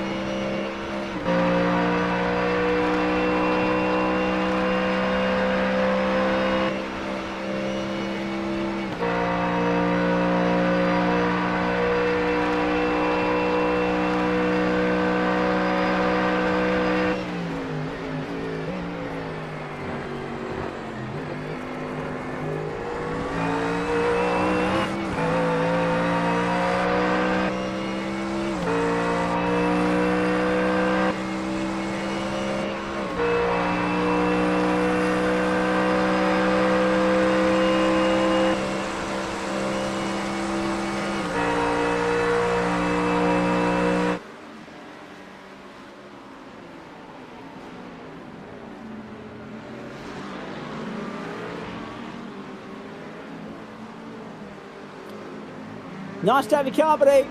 Hope you enjoyed that run down the Mulsanne with Jackson Rich. He sits 5th at the moment, trails Paul Wood, who was trying to get by Mike Smith there at the end of the Mulsanne. To no avail, and Matt Schmidt continues to run at the head of that train right now. I wanted to come back and focus on the next pack of cars after Travis has a party in 6th, and that's David Kirby and Dougie Gowans having a real good scrap, a real good ding-dong. This is the battle for 7th right now. The recovering David Kirby, and also, to be fair, recovering Doug Gowans. Dougie's not getting a little bit better ever since he got out of the wheel of the out of the cockpit of the Formula Renault 3.5. To be fair, and we have David Kirby sitting there in 7th. Now, this is interesting, Dave Oliver, because this is a recovery mission from him. We saw him nurse the car, somewhat compromised through the opening since to sustain damage on the opening lap. And he's now got himself back into 7th, and he's only 4.5 seconds off that next pack of cars. Schmidtke, Smith, Rich, Wood as a party. Keep an eye on Kirby. If he can have a fault-free run through the final stages here, he may well be in contention for a top 5 at the end of the race. The biggest thing that's going to work against him is it can be a lot harder to make inroads as an individual around here now that he's losing contact. He's losing Dougie in the rearview mirror. Yeah, he's done well to get back to where he has, but if these this little front battle pack keep on stepping on each other's toes, because you know, even just last lap they only averaged about a 57. Oh, actually, so times are just coming in now, kind of mid to high 55, 56. Oh. And Kirby did a 55.0. So if he's going to slowly creep up, and especially once we get through this second round of stops, I reckon that's pretty much exactly where he sits. But the way it's going, this at the moment it's only 2.6 seconds. So you know, within potentially 2-3 laps, he could be joining this party on the front. Yeah, he could be. It's a magnificent start to the race here at the Circuit de la Sarthe. We're past halfway. We've got a cracking sunset unfolding in the background. 40 minutes to go. So we're with you till at least 25 past 10 tonight, ladies and gentlemen, because by the time we get these cars across the line, by the time we run through the results from the other 3 splits, by the time we look ahead on the platform of the Gentlemen's Sim Racing Club, we're with you till about 25 past 10. Dave Oliver and I, I'm not sure if we can afford to do what we did last week and stay in here till about 4 o'clock the next morning having a chick chat after we get off air, but we'll wait and see how we go. Piper, Smith, Schmidtke, Wood and as a part of the top 5 at the moment. Here comes Rich now back in 6th. At the trail of that, or the tail of that battle pack, having acquired a slowdown. Look at Smith. Under pressure from Schmidtke down the outside. Smith will get him back on the inside, excuse me. Trying to gulp a bit of fluid on the hop, skip and jump here between segments, and it didn't work. So Smith now holds down 2nd. Ferrari versus Lambo. This is a battle that could keep going right to the last lap, boys. We've seen some cracking races here at Le Mans. We've seen some cracking battles decided on the final lap here in the past. Tonight should be no different. And Schmidtke all over him like a cheap suit. And importantly, they put a little bit of breathing space between themselves and Paul Wood. The other thing too, I think, I'm assuming there must be only a small amount of fuel saving to get the extra lap, because we normally see Schmidtke go for the fuel save. Clearly tonight he's actually having a bit of a race, so obviously getting another lap is way out of reach, so he's just doing enough just to get the 1 lap he wants, and other than that, he's winning the race.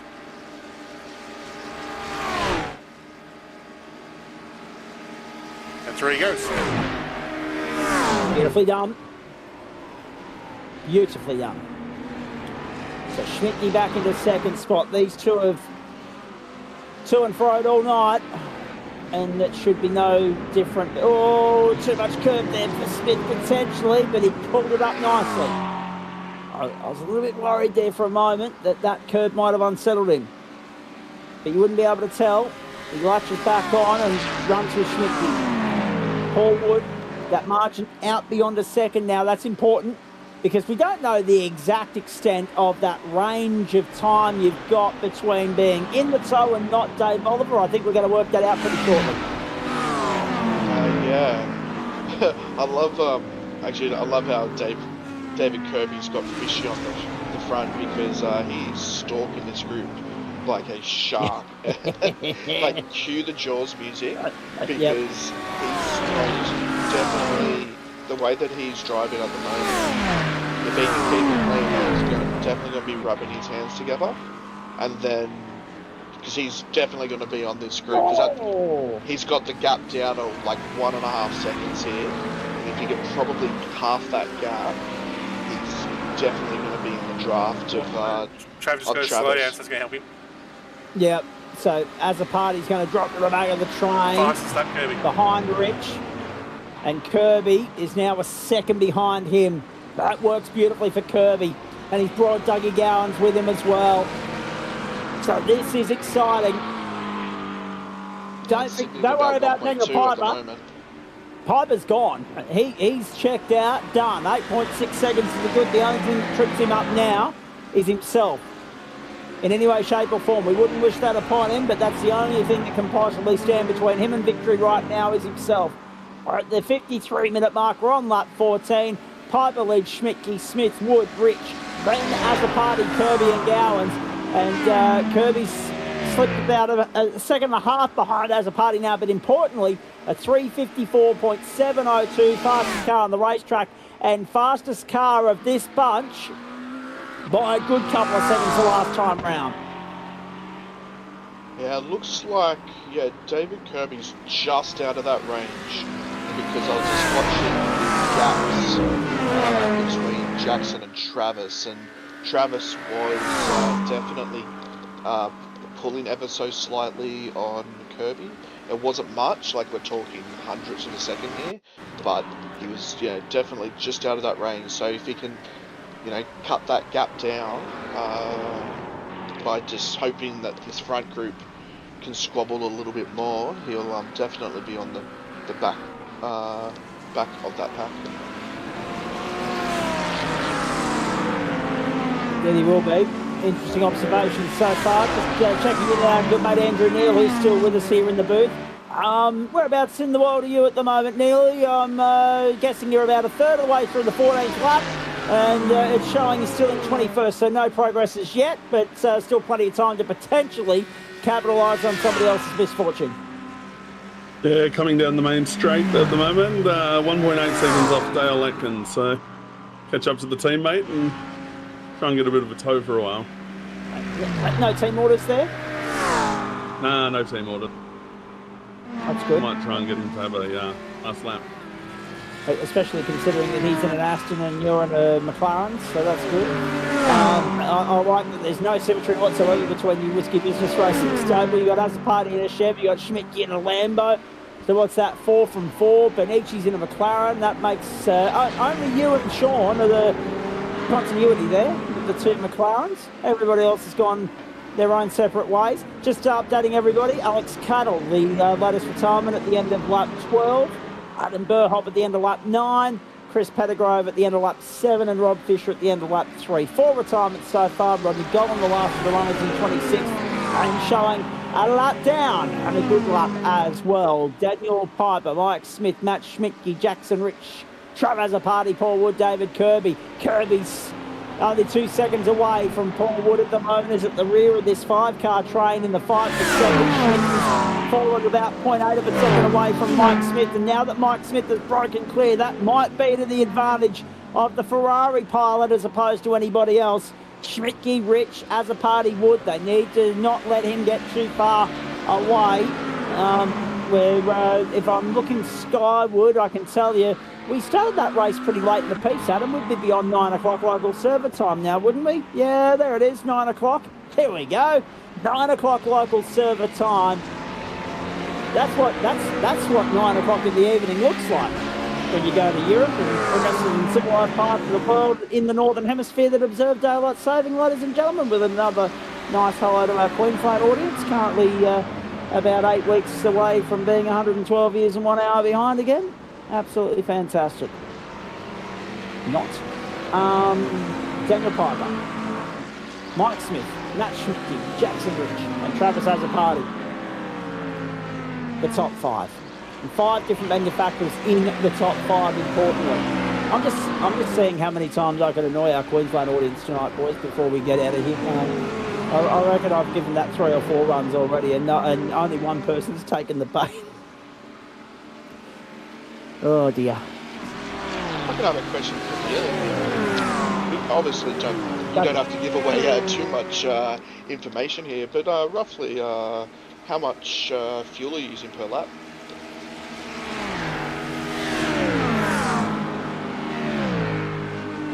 Neil's just left Dave Oliver hanging for the moment. I'm assuming that he's a bit busy. Yes, he was coming back onto the main straight, and he's just. I'll let him get onto the Mulsanne before we get an answer from him because he's caught up with his main teammate here, Dale Atkins.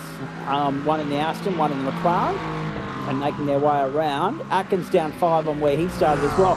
Biggest movers, Jordan Pianazola +9, Brett Woodby +8, and Travis Attapati +8 as well. Nearly have you got us? Sorry, I missed what Dave said. Dave was just asking in the hope that you would be willing to divulge the information without giving too much away to any of your fellow competitors that might be tuning in. Just what's the fuel burn like per lap at the moment, mate? Straight down the inside of Dale Atkins, of course. Don't make a mistake on our count, nearly. Jesus! Have a look at this. He's good. Fuel burn for the last lap was 7.7. Copy. Awesome, thanks, mate. I thought we were in a little bit of strife there. Remember when Vicky had the wing let go going down Conrod in 95 when he was on race cam? How good. Oh no! Oh no! Look at this! I was going to say they're strapped to probably catch Smith before he let Rich get in front because as the pole said, he did give some pace, but he's had multiple stones this race. He's going to keep every time he makes a move forward, he takes 2 steps back. And now I think David Kirby and Gowans are getting very close to joining on here. Yeah, Gowans has definitely got his foot down because even last lap he did a 55.2. So he's just definitely stalking these guys, and he's just on that 1 second bubble behind Jackson.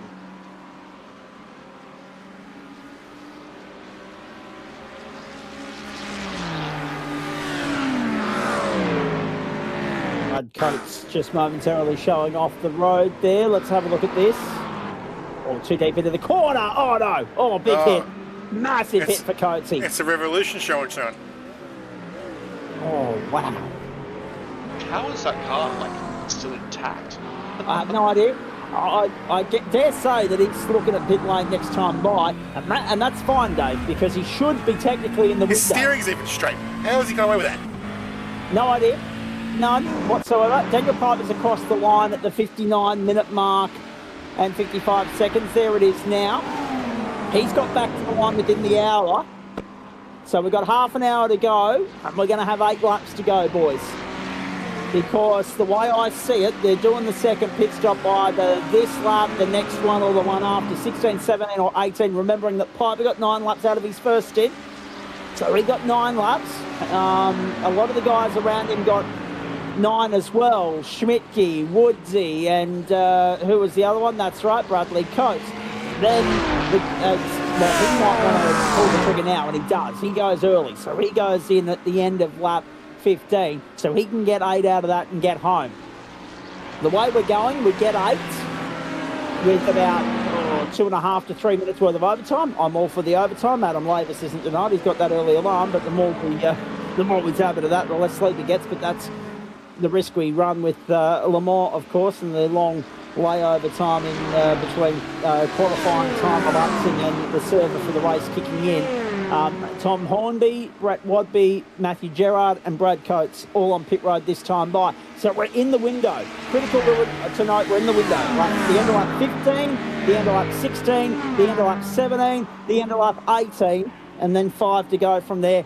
You don't want to be making an extra pit stop after that, boys, otherwise you're wearing an invoice and getting the field time. And as we've already learnt, Dave, through our dear colleague here, Andrew Neal, you don't reel that sort of margin, that sort of deficit or invoice in too easily around here. Steve Daniels with the spin.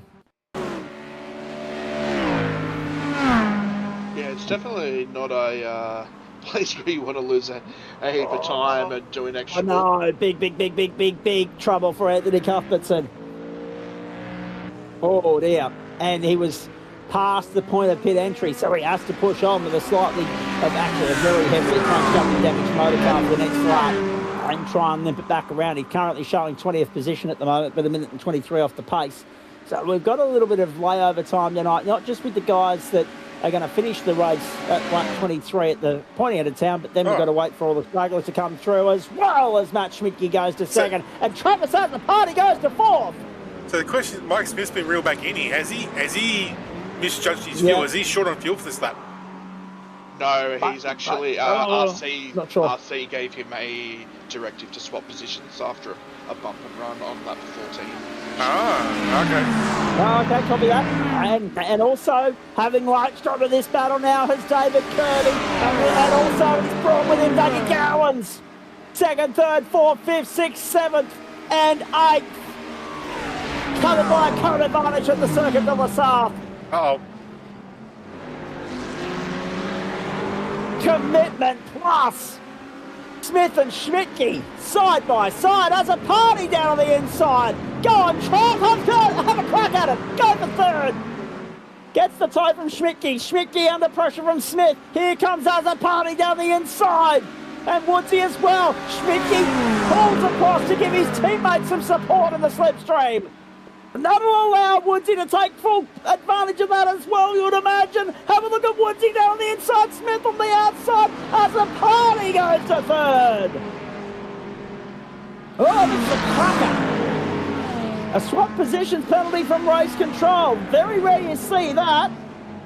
But given the state of play and given what we're seeing in this race at the moment, probably a far better invoice now than maybe a 5 second after the fact. Yeah, especially the way that this race is unfolding. Half. In they come, sorry. as a party, I think. In fact, they all went, did they? No, Yeah, as a party. Woodsy and Schmidtke going on. Schmitty and Woodsy go on, but everybody else comes in. Yeah, Gowan's looking at the back of Kirby at the middle line. That was a big hit, and he had pretty much stopped with the pause at the end. Jacob Miller's in as well. Fair comment from Brad. Fair comment from Brad. Somebody doesn't survive. Curtin, Benici, King, Miller also in. Here is Dougie Gowans. Just saying, how you do?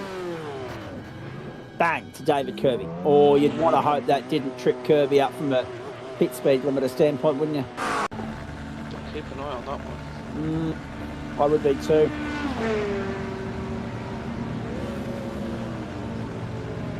So everyone from 5th back to 15th in pit lane at the moment. Andrew Neil 16th on pit road now as well.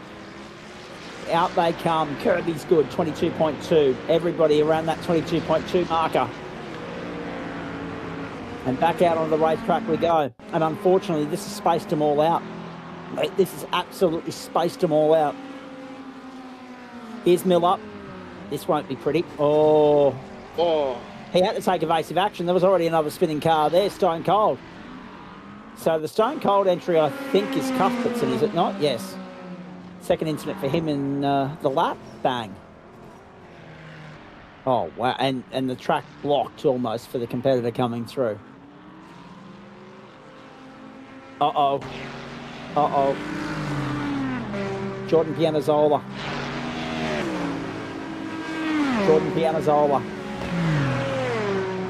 Gets an invoice on pit road. Andrew Neil comes out. He knows what that feels like. He can sympathise with his commentary colleague on Wednesday Night Motorsport.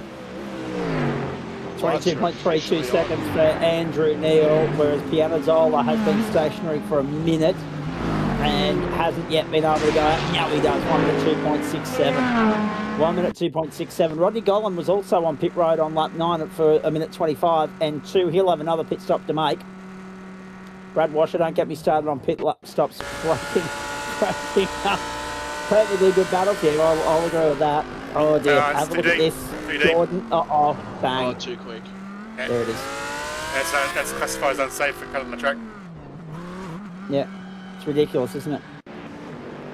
That he hasn't got to the control line and he's already gone slugged with an invoice. Have a look at this. Brad Coates down on the inside. Brad Coates on Bradley Curtin. So, the state of play is this. Dale Atkins is yet to stop. So too the top four. Bernays, Wood, Schmidtke, Piper. They're all likely to stop this time by. Dale Atkins is running 10th at the moment. That will change. Nearly was having trouble with something. Then, who else have we got? Rodney Gollan will need to stop again. And after that, we should be right. Tom Hornby's on the tow rope as well. Now, just looking with mate. Jackson's actually got about a 2 to 3 second gap here on Mike Smith. And as we were saying, like Mike Smith has been battling very hard with Schmicky over the last several laps, and it's probably, fuel saving and everything's probably been completely in the back of his mind here. And it's either a case of Jackson has saved a fair bit of fuel, or he's trying to do a slide. He's very marginal on fuel till the end, just to try and get a bit of a gap here and then go, and then be able to kind of save a bit on the back end. But yeah, it'll be interesting to see how he goes with the top 4 that are about to do their stop oh wow, Daniel Piper's actually in and Schmicky and Woodsy have gone again. So Schmitty and, that's interesting because Schmitty and Woodsy are going as long as they went the first stint, whereas Piper's going 1 lap less. Yeah, I think with Jackson too, he's at the sub 20 second stop, which means he didn't take tyres. And theoretically, also given it Woodsy and Schmicky are going the extra lap, they won't want to take tyres too to take advantage of this short field they're earning themselves by doing the extra laps. Yeah. Oh, so Schmitty, jeez. That was a 4-wheel drift. 4-wheel drift from Sean. He did well. He caught it. I don't know how, but it did cost him. Bradley Curtin goes through. Brad Coates remains ahead of them both. Across the line we go. This is where we're going to get a better indication of how things stack up. Bradley Curtin now showing off the road. Brad Curtin off the road. Oh no! He just got ahead. Just got ahead of Brad Coates and Sean Benici, and this is how it happens. Oh, not Coatesy, actually, just Benici. Oh, look at that. So what we can ascertain from that, Dave Oliver, is that the McLaren drifts far better than the Mustang. I think, anything would drift better than a brick. True. Gallagher's to pit road, so that's going to just about cleanse the field. Rodney Gollan will need to stop again, but he's already a lap down, so it doesn't necessarily matter. Kirby at 5th, what a comeback this has been so far. Great comeback from David Kirby, but the problem is, once he gets past Jackson Ridge, if he can reel in that 3 seconds, the next target is 16 seconds up the road. That's the advantage that Daniel Piper has on the field right now. That is an extraordinary statistic. Travis has a party through. That was on Mike Smith. That was forceful. That was good. He got through as a party to 6th on track right now. Yeah, it's a real cracking scrap here for the final few laps, Dave. Yeah, so it's really interesting to see where Schmidt and filter back in. Hopefully it's kind of, in between Jackson and David there, just to kind of, help bring that battle pack back tighter. But yeah, it'll be interesting to see, because they've going that extra lap longer. It's going to be interesting to see how that goes. And even with that last lap, Woodsy and Schmidtke's lap times were only like 3 thousandths apart. And Woodsy was actually the quickest on track with a 56.1. So yeah, it's going to be I think they're coming up to approach the Porsche curves here, so they will be in the pit lane imminently. All right, so here we go. At Benici there in 12th position under relentless pressure is Bradley Coates right now, with Benici right up his drain pipe. Have a look at this. So Hornby out of the race, Cuthbertson out of the race, joining Cattle, Burhop, Pettigrove and Fisher. 6 retirements so far. We've lost 20% of the field that we started with. That's David Bernays having a spin at the first of the chicanes down the wall side. Actually, no, sorry, the second. I apologise. Getting a bit dyslexic there, Dave, trying to remember which one goes right and which one goes left. In come the 2 effective, at the moment, leaders, Matt Schmidtke and Paul Wood, but they are about to be displaced by Daniel Piper. The question is, where do they blend in? Oh, sorry, poor choice of words. Where do they rejoin in relation to Piper? In relation to Rich, Kirby, as a party, and Smith, the guys that they were battling with earlier in the piece. We're about to find out. Here's Piper. Just checking out. Basically, pleading with Adam Lavis to promote him up into the platinum split at this rate, with the performance as completely and utterly dominant as this.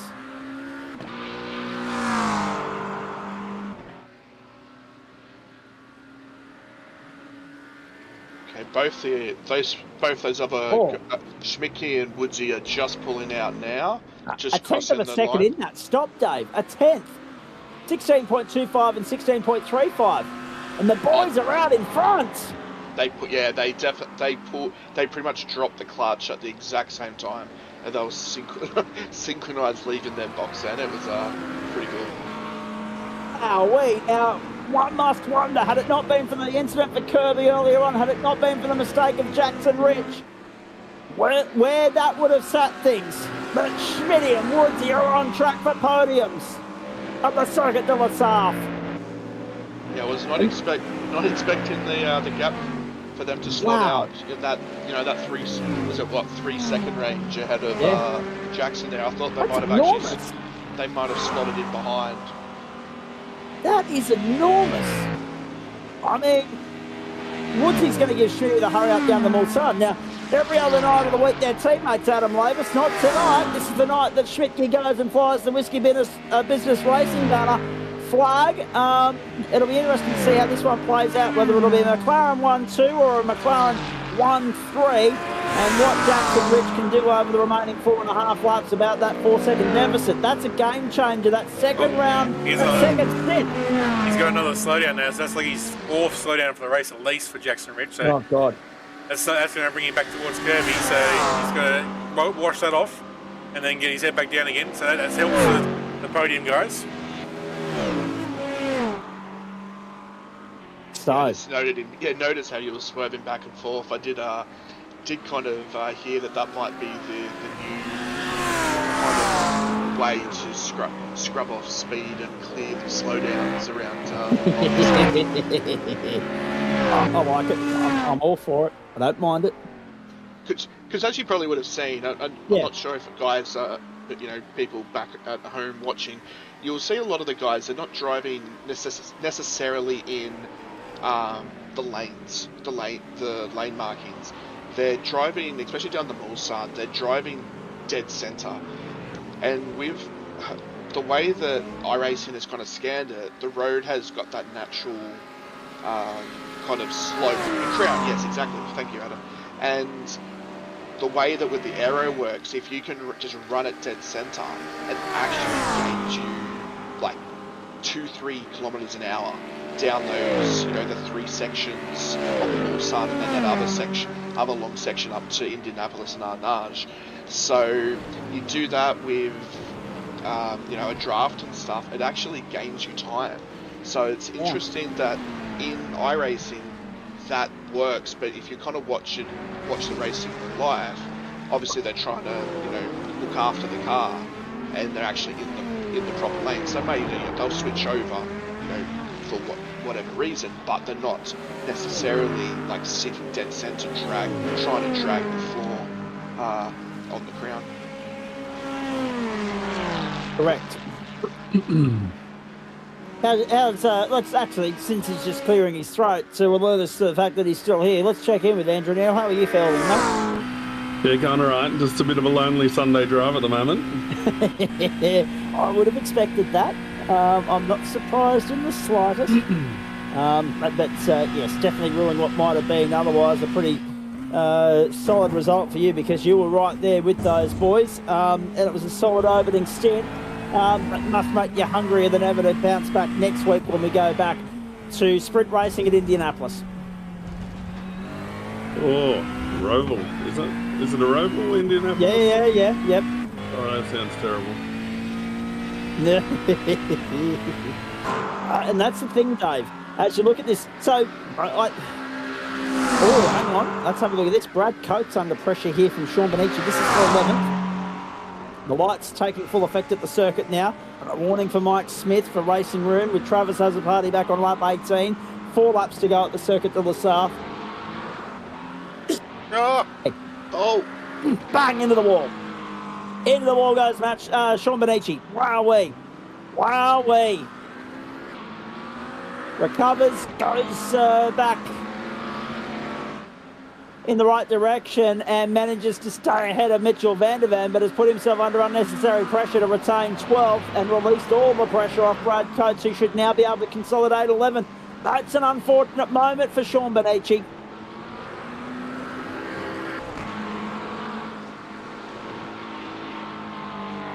The other point as well that I want to make here, boys, when we look at all of this and we try and pick it all apart, we mentioned this at the start of the night, Dave, because there was a comment in the chat thread. I think it was Brooksy actually talking about wondering why there was not a lot of love around for the BMW in this particular split. I'm not sure what it's like in the other three at the moment, but no love for the BMW here. Sean Benici, a replay of Mick's moment. Let me come back to making that point. Yeah, quite a little bit of the gravel on the exit of the final turn, and car did not like it. Kirby hasn't started to slow down. Black flag. Oh wow! Oh god. Well, you are breaking that news to us, Adam, because we lose our reference points as soon as we go to the ticker at the top of the screen rather than totem pole on the side of the screen. So David Kirby, let's go over certain top. Well, a potential top 5, but a definite top 6 finish here. And he's probably going to drop back. How long's the transit at the Circuit de la Sarthe here? This could be an invoice to take him out of the top 10. I think it's actually a 40-second stop and hold for not serving a slow down in Northern drive-through. Oh, jeez. So that takes him out of the top 10. But it was interesting, isn't it, Dave? Because we come back to Neely's point about the Indianapolis Motor Speedway not necessarily being his favourite cup of tea. Horses for courses, right? So BMW might be a strong overall package, but again, you've got to find a car that's going to like all the circuits as best you possibly can, or at least have a fair chance to be competitive for the journey over the 10 rounds as opposed to 1 or 2 weeks. I mean, it's all right if you're dropping in sporadically to have a run just because A, you can, and B, you're not a regular contender. You're just dropping in because of it being a Le Mans or a Bathurst. But for the regular championship contenders, they've got to make do with they've got to play with the cards they're dealt. They've got to pick and stick. And again, there'll be people like Neely that'll be just looking forward to the end of the Indianapolis Motor Speedway round. Yeah, it's like, I kind of follow Neely there. Like, the Indy Road is, that can go in the bin. It's not crash hot, and but yeah, as you were saying, with it's tough to kind of pinpoint car at the start of the season. It's like you look at 2 seasons ago at the start of the year when it was pretty much a near Porsche fest. Because that was the car to be during the Daytona 24 hour. So a lot of guys had done a lot of laps, and with Daytona, our enduro being first up, a lot of people chose that. And then for some other tracks and stuff, it continued to suit the car, and others it didn't. And it's kind of tough just to pick. You kind of have to go see, have we got super far? You pretty much got to see have you got super fast or technical tracks, or more aerodynamic to mechanical.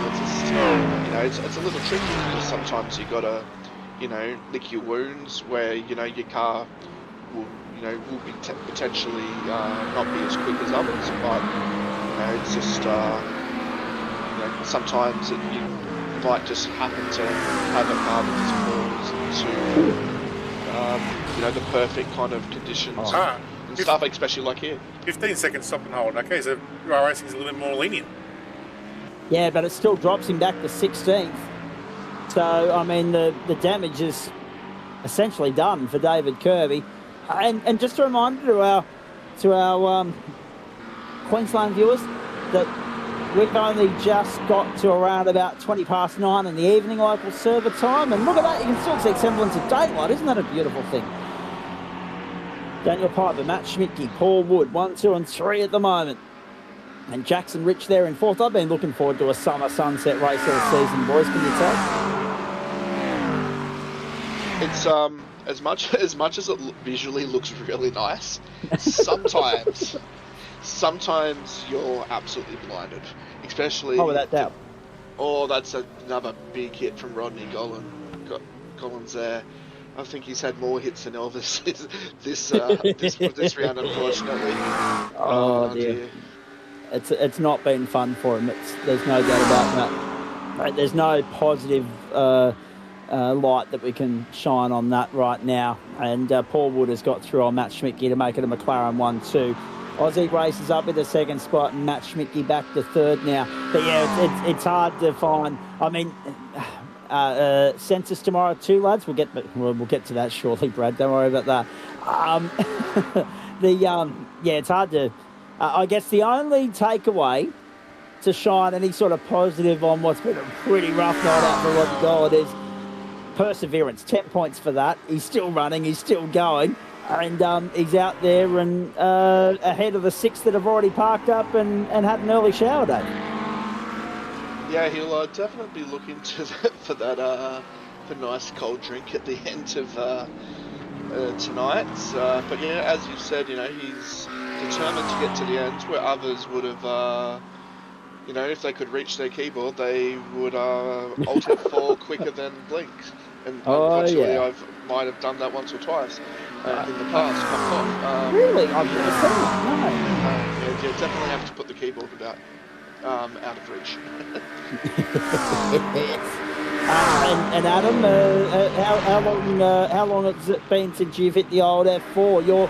I would imagine you haven't had too much of an opportunity to do so in the recent past. Most of your rejections have been forced by network and computer error, have they not? I don't think I've ever Alt F4'd. I think the closest I've got is I've got to a point in a race where if I didn't have a fast repair, then I was never going to get anything else, so there was no point staying around. But yeah, I've never just like thrown a towel in straight away. Because all these guys might have thrown a towel and if they don't get off each other, look out! It's empty, it's fierce, it's hard fought, it's tight knit, it's cut through deep in the piece of the Circuit de la Sarthe. Slicing and dicing and weaving their way through with centimetre perfect precision. How did they slip it back in? I don't know. I don't know. It's unbelievable that they're able to do that without it blowing up in their face. Well, I mean, our friends in northeastern Victoria take the cake for that this week, having life blow up in their face, don't they? Matthew Gerard in 12th, round onto the main straight. Hey, 2 laps to go. 2 laps to go. Daniel Piper, penultimate lap of the race at the Circuit de la Sarthe. So we are going to go into overtime. Make note of that. By a good 2.5 to 3 minutes, ladies and gentlemen. Or maybe it won't be that far. Yeah, it looks like he will potentially cross the line to start his last lap. Probably about 1:45 to go. So yeah, it'll probably be about that 1.5 to 2 minutes. Which isn't bad. We've got a bit of overtime to do because we've got to get all the other stragglers home first. Then we've got to get some other results in your ears, and then we've got to get the look ahead for you as well on the platform to the Gentlemen's Sim Racing Club. So, plenty to look forward to. Stay with us, we're far from done. But it's Daniel Piper's night well and truly, honestly and truly here. It's just a matter now of going through the motions to sign, seal and deliver it. Vince Salvatore, good evening to you, tuning in late in the piece. Paul Rodney's got a bit of a meatball after one of those last hits, so he's back in the bits at the moment. That might be the end of him, but no, he'll be right. If he stays there, he gets classified at 75%. In a 23 lap race, he only has to finish 18. In a 23 lap, he only has to finish 18. And again, points for perseverance, but there was no coming back from that. Bang. Oh. Look, again, if you're going to do it properly. And he's finally written it off. The Ferrari can take no more punishment. I was going to say that section of track there is called more Ferraris than anything to me. Yeah, well, it also caught the Chev of Adam Burhop, if you remember too. Very true. And also caught the McLaren and Ferrari coach and somehow got away with it. 90 minutes comes and goes very quickly when you're having fun, ladies and gentlemen. Have a look at this. Brett Wardby down on the inside, couldn't get it done. That was for 14th. Van der Van wide on the exit. He'll get it on the exit, will he? They'll be side by side. Let's go. Drag race, 11.5 to go. Van der Van holds Wardby at bay. And Kirby on the comeback trail. That is David Kirby, third in shot. Trying to salvage the top 15. When he was on for a podium or a top 5 at the very worst from the outset this evening. Same can apply to our good mate Andrew Neil, unfortunately. Paul Wood has been passed again by Matt Schmidtke, and I'm only saying that because he's still here, ladies and gentlemen. I just want to make him aware that we're thinking of him. Even though we haven't been checking in with him, we're very well aware that he's here listening to our every word. Across the start-finish line, Daniel Piper sees Barney in the white flag at the Circuit de la Sarthe. You're right, Dave, about a minute 38 from home. So, a little over 2 minutes of overtime coming up for him and us. We'll get to the 92-minute mark here at the Circuit de la Sarthe. GT3 Gold on the platforms of the Gentleman Sim Racing Club. Next week we go sprint racing once more. And when we do, action will be from the gold and the platinum splits. So these guys in focus again next week. Gold split racing for you from the Indianapolis Motor Speedway. Platinum split racing from the feature of that round. There is Bradley Curtin. So Paul Wood and Matt Schmidtke, that's now sorted itself out. In fact, pretty much all the battles except these ones here below in the pack have sorted themselves out. Van der Van Wardby and now David Kirby making a late run. And Chris Miller chasing Jordan Pianazola for 21st.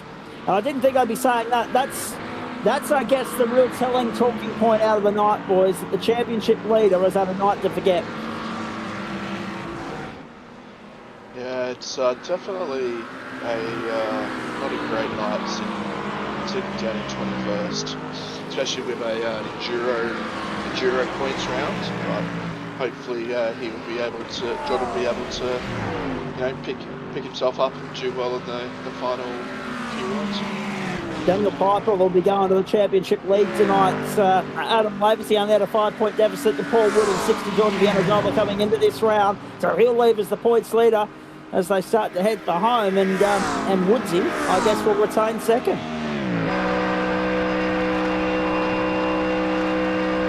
Kirby for 15th, down the Mulsanne.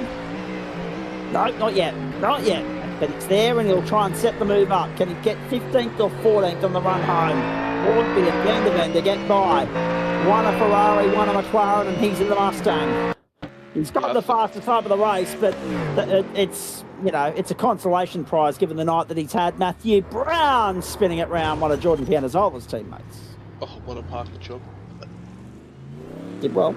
Yeah, it was interesting with Kirby. I thought he might have done the dive on that before, because last lap he did 3 minutes 55.4. And Mitchell and Brett were fighting that hard. They only did a 59.5 and a 59.2. So pace-wise, Kirby's got, he's got the pace to just be able to get past these guys pretty quick. So maybe they haven't just got the pace maybe in the slower sections. So maybe through Porsche curves and that. But it'll be interesting to see how Kirby goes towards the final half of the lap. Indeed. Meanwhile, take nothing away from this bloke. You've seen bugger all of him on screen for the last 90 minutes, ladies and gentlemen. That's because once the green flag waved, he checked out and took off literally into the sunset in southern France and has not looked back. He has led from start to finish in a rather faultless, clinical, precision performance that will net him victory in round 6 of Waste Options GT3 Gold on the platforms of the Gentleman Sim Racing Club. Although we nearly threw it away in the final quarter, did you see him kicking up the grass and gravel? Daniel Piper victorious in the first enduro of the campaign. Matt Schmicke from Paul Wood. In a third over second, Jackson Rich in for fourth, and Travis Azzopardi, a strong showing for our head of race control, rounding out the top 5. Good recovery, Dougie Gowans in for 6. Mike Smith ended up 7th in the end, and then back to 8th for Jacob Miller. Richard King in for 9th, and Brad Coates is going to round out the top 10. Look at this, Benici and Gerard are going at it for 11th. Benici and Gerard, Whiskey Business versus Broadway Juice Racing. The final moments here. Gerard trying to find a way through on Benici. I don't think he's going to be able to do so. And the Alaskan will hold on to 11th. David Kirby unable to get through on the final lap by Brett Wadby or Mitchell van der Ven to miss out on the top 15 by a third of a second, and barely that. So even with most of the pointy end of the field spreading out, in the end, we had 1, 2, 3 battle packs on the final lap. Fighting tooth and nail right to the very end of 23 exhilarating and grueling laps here at the home of the 24 Hours of Le Mans. And as the sun sets in southern France, it also sets on this broadcast, ladies and gentlemen, as the rest of the field make their way through. A little bit of housekeeping to get you through yet, but we will sign off momentarily. But I agree with everything that's been said in the comments. You can't fault anything that Daniel Piper did tonight. That was pretty much the perfect race. Faultless and flawless, just the way you like it. A trouble-free run for him. He will be unaware of anything that's going on around him. He will have been a little bit lonely, no doubt, there in parts, Dave Oliver, but he won't be complaining because he'll be leaving here as the championship leader. Yeah, as you said, he's had a flawless race there. It's just like, I think the only thing that would have probably put the cherry on top is if he had got pole position.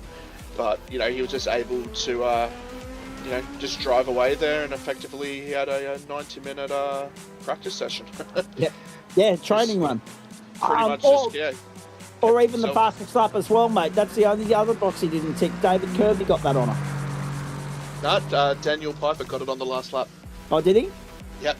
54.5. Okay, yeah, you're right. 354.53. But Adam, why is Kirby's 354.702 still showing purple? Chances are if there was a fast lap, it would have been an off-track included. Copy. So that might be the only reason that he doesn't grab it at the end. Our good mate Paul Wood is jumping on in, and I didn't drag him in, so I take no responsibility for that. I will get a quick word from him because I know that he'd be delighted with third, and then we'll quickly sign off as we rip through all the other bits and pieces of news and information and do the housekeeping part of the evening for you, ladies and gentlemen. Daniel Piper from Matt Schmicke, winning margin 9.3 in the end.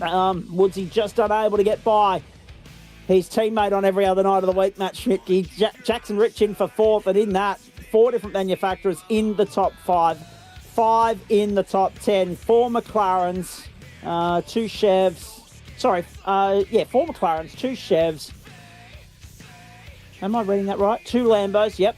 A Ferrari and a Ford. Sorry, I was just tripping over my own 2 feet there, trying to work out where the maths left us. But yes, 4 McLarens in the top 10. First, third, 9th and 10th. We've had Andrew Neil depart. That's a shame. I was looking forward to getting a final word from him. But you'll hear from him Wednesday and Thursday night. That's the result sheet there for you, ladies and gentlemen. As you can see, Jordan Pianazzola ruling what might have been down there in 20th. Just ahead of him was Dale Atkins, nearly finished up in 18th, the case of what might have been after that stop and hold penalty. Same applies to David Kirby. David Bernays there in 17th. Brett Wadby, a good run in 15th, but not straightforward. He had trouble early on. Mitchell van der Ven was 14th, Bradley Curtin 13th, Matthew Gerard 12th, and Sean Benici 11th.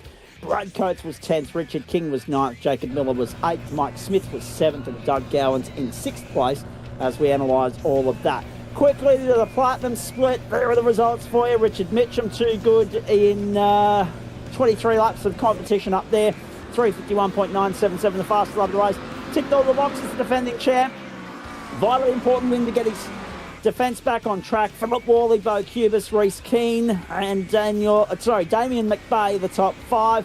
The championship leader in 6th, Nick Wood 7th, Adam Willis in 8th, John Wright, and Michael Whiting the top 10. So that's the the platinum split results for you. And Adam will bring us the silver and the bronze in just a moment. I'm going to assume that's silver.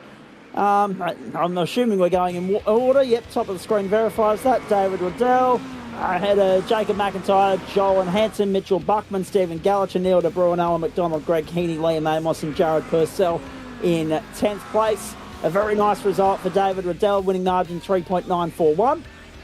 And of course in the bronze split for you, we're going to verify some results here for you in just a moment. Harrison Rayner getting the job done. There we go. Nicely done in the bronze split.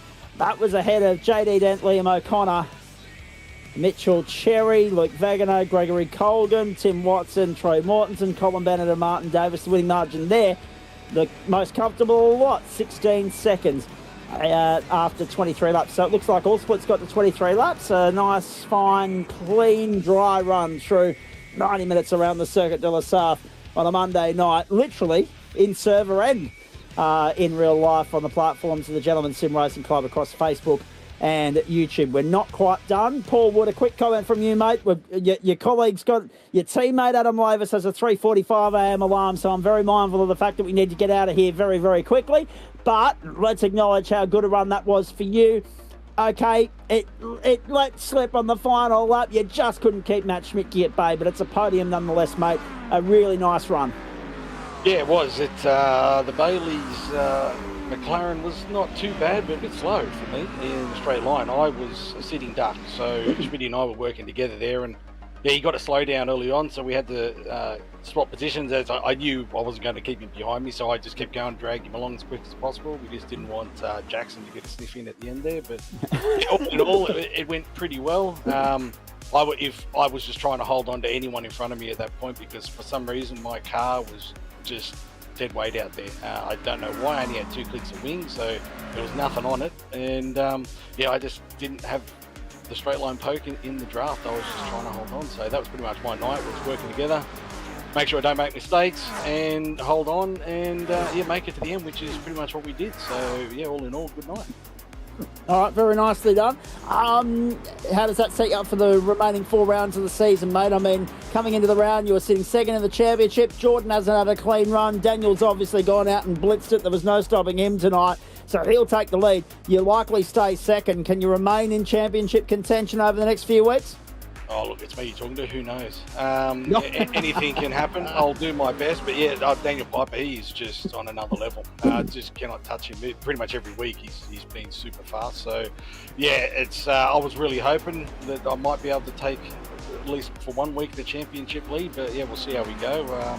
At least I got 0 points, so a little bit of bonus. But yeah, look, it's too early to tell at this point, and there's too many guys that are just way too fast out there. So I'll hold on. Let's see where we shake out and see what happens once drop rounds come in. So yeah, it's going to be a tough one, but yeah, who knows? Do you reckon he's on a platinum level by any chance, Woodsy?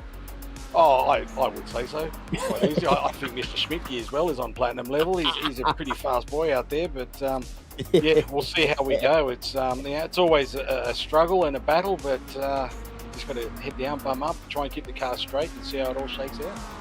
All right, mate. Very nicely done. Indianapolis, the next stop. Good luck with that. I'm sure we'll see you pop up and have a steer in something else somewhere throughout the rest of the week.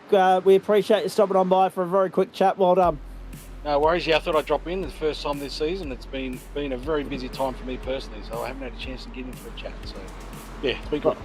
I was going to say, in amongst all your personal life being very, very busy, and no doubt all the adjudications that have hit your desk on the platforms of the Gentleman Sim Racing Club through the first 5 weeks, I'm surprised you've had any time to sleep, Woodsy, but go and enjoy the rest of the night, mate. Thank you. Will do. Thanks, guys. Brilliant stuff. Final thoughts from you, Dave Oliver, on what's been a pretty bloody good night out. The Formula Renault 3.5 race didn't disappoint. Johnny Bannock victorious there, and that was a Daniel Piper clinic at the Circuit de la Sarthe. We've had, we didn't have the one thing that we dread, the potential to get in a 90-minute race like that, is a lull patch. We had no lulls tonight. That was brilliant from first until last. Yeah, it was great that we had that battle pack there, especially with Dan just saying catch you later, guys, and you know, storming away there. It's like the battle pack, you know, it had its chances, you know, to go and to catch Daniel, but just, you know, they just obviously, you know, heat of the moment, they just kept on fighting, and that gap just slowly grew, and then after the pit stops, it you know, continued just to grow that by that handful of seconds. But you know, that is racing, especially around here, and where, you know, you could be, you know, battling for just, you know, tenths of a second kind of thing. So it's you know, not necessarily a track you can make up multiple seconds a lap unless, you know, you've got a you know, driver disparity kind of thing. So yeah, you know, it's a great race, and you know, little, you know, as you said, little itchy foot that you know, I could have been out there, but yeah, it's great. It's great that I hadn't really done any practice, so I probably would have cocked it up. So I would have probably still been in here anyways. So I'll leave it for these guys this season. or you might have done a nearly and just battled through the rest of the motions, having already cocked it up. As he did, had you had gone out there and competed. When are you having a run this week, please, very quickly? I'm not too sure yet. Might jump in something towards the end of the week, or maybe even the IndyCars on Friday. Just have to go see how things align. All right, final thoughts from you, Adam Lavis? You know, it was a good night of racing. It's good to see everyone. It was one of those ones where normally come here, like we've seen for the season so far, normally we come to the south and everyone just gets in that Conga train and plays the fuel game. But tonight there was a lot more hard racing going on, so that was good to see. And even with that, we still had plenty of packs to keep us entertained for the full duration of the race. So very good night for many out there. Obviously, some had a bad night, but most had a good night. Yeah, and I must admit, I'm enjoying that element of elbows out, gloves off intensity that we're seeing, that change in racecraft that we're seeing in GT3 this season as opposed to the 25 that preceded it so much. It's been it's made it so much more, you know, enticing and intriguing, and it's further enhanced the product, and it's just given us so much more desire to turn up, you know, on a Monday night. That level of intrigue, it's been compelling stuff. As I say, we're done early because our mate's got an early alarm. We don't envy him in the slightest. That's a look at what's coming your way on the platforms of the Gentleman Sim Racing Club across Facebook and YouTube.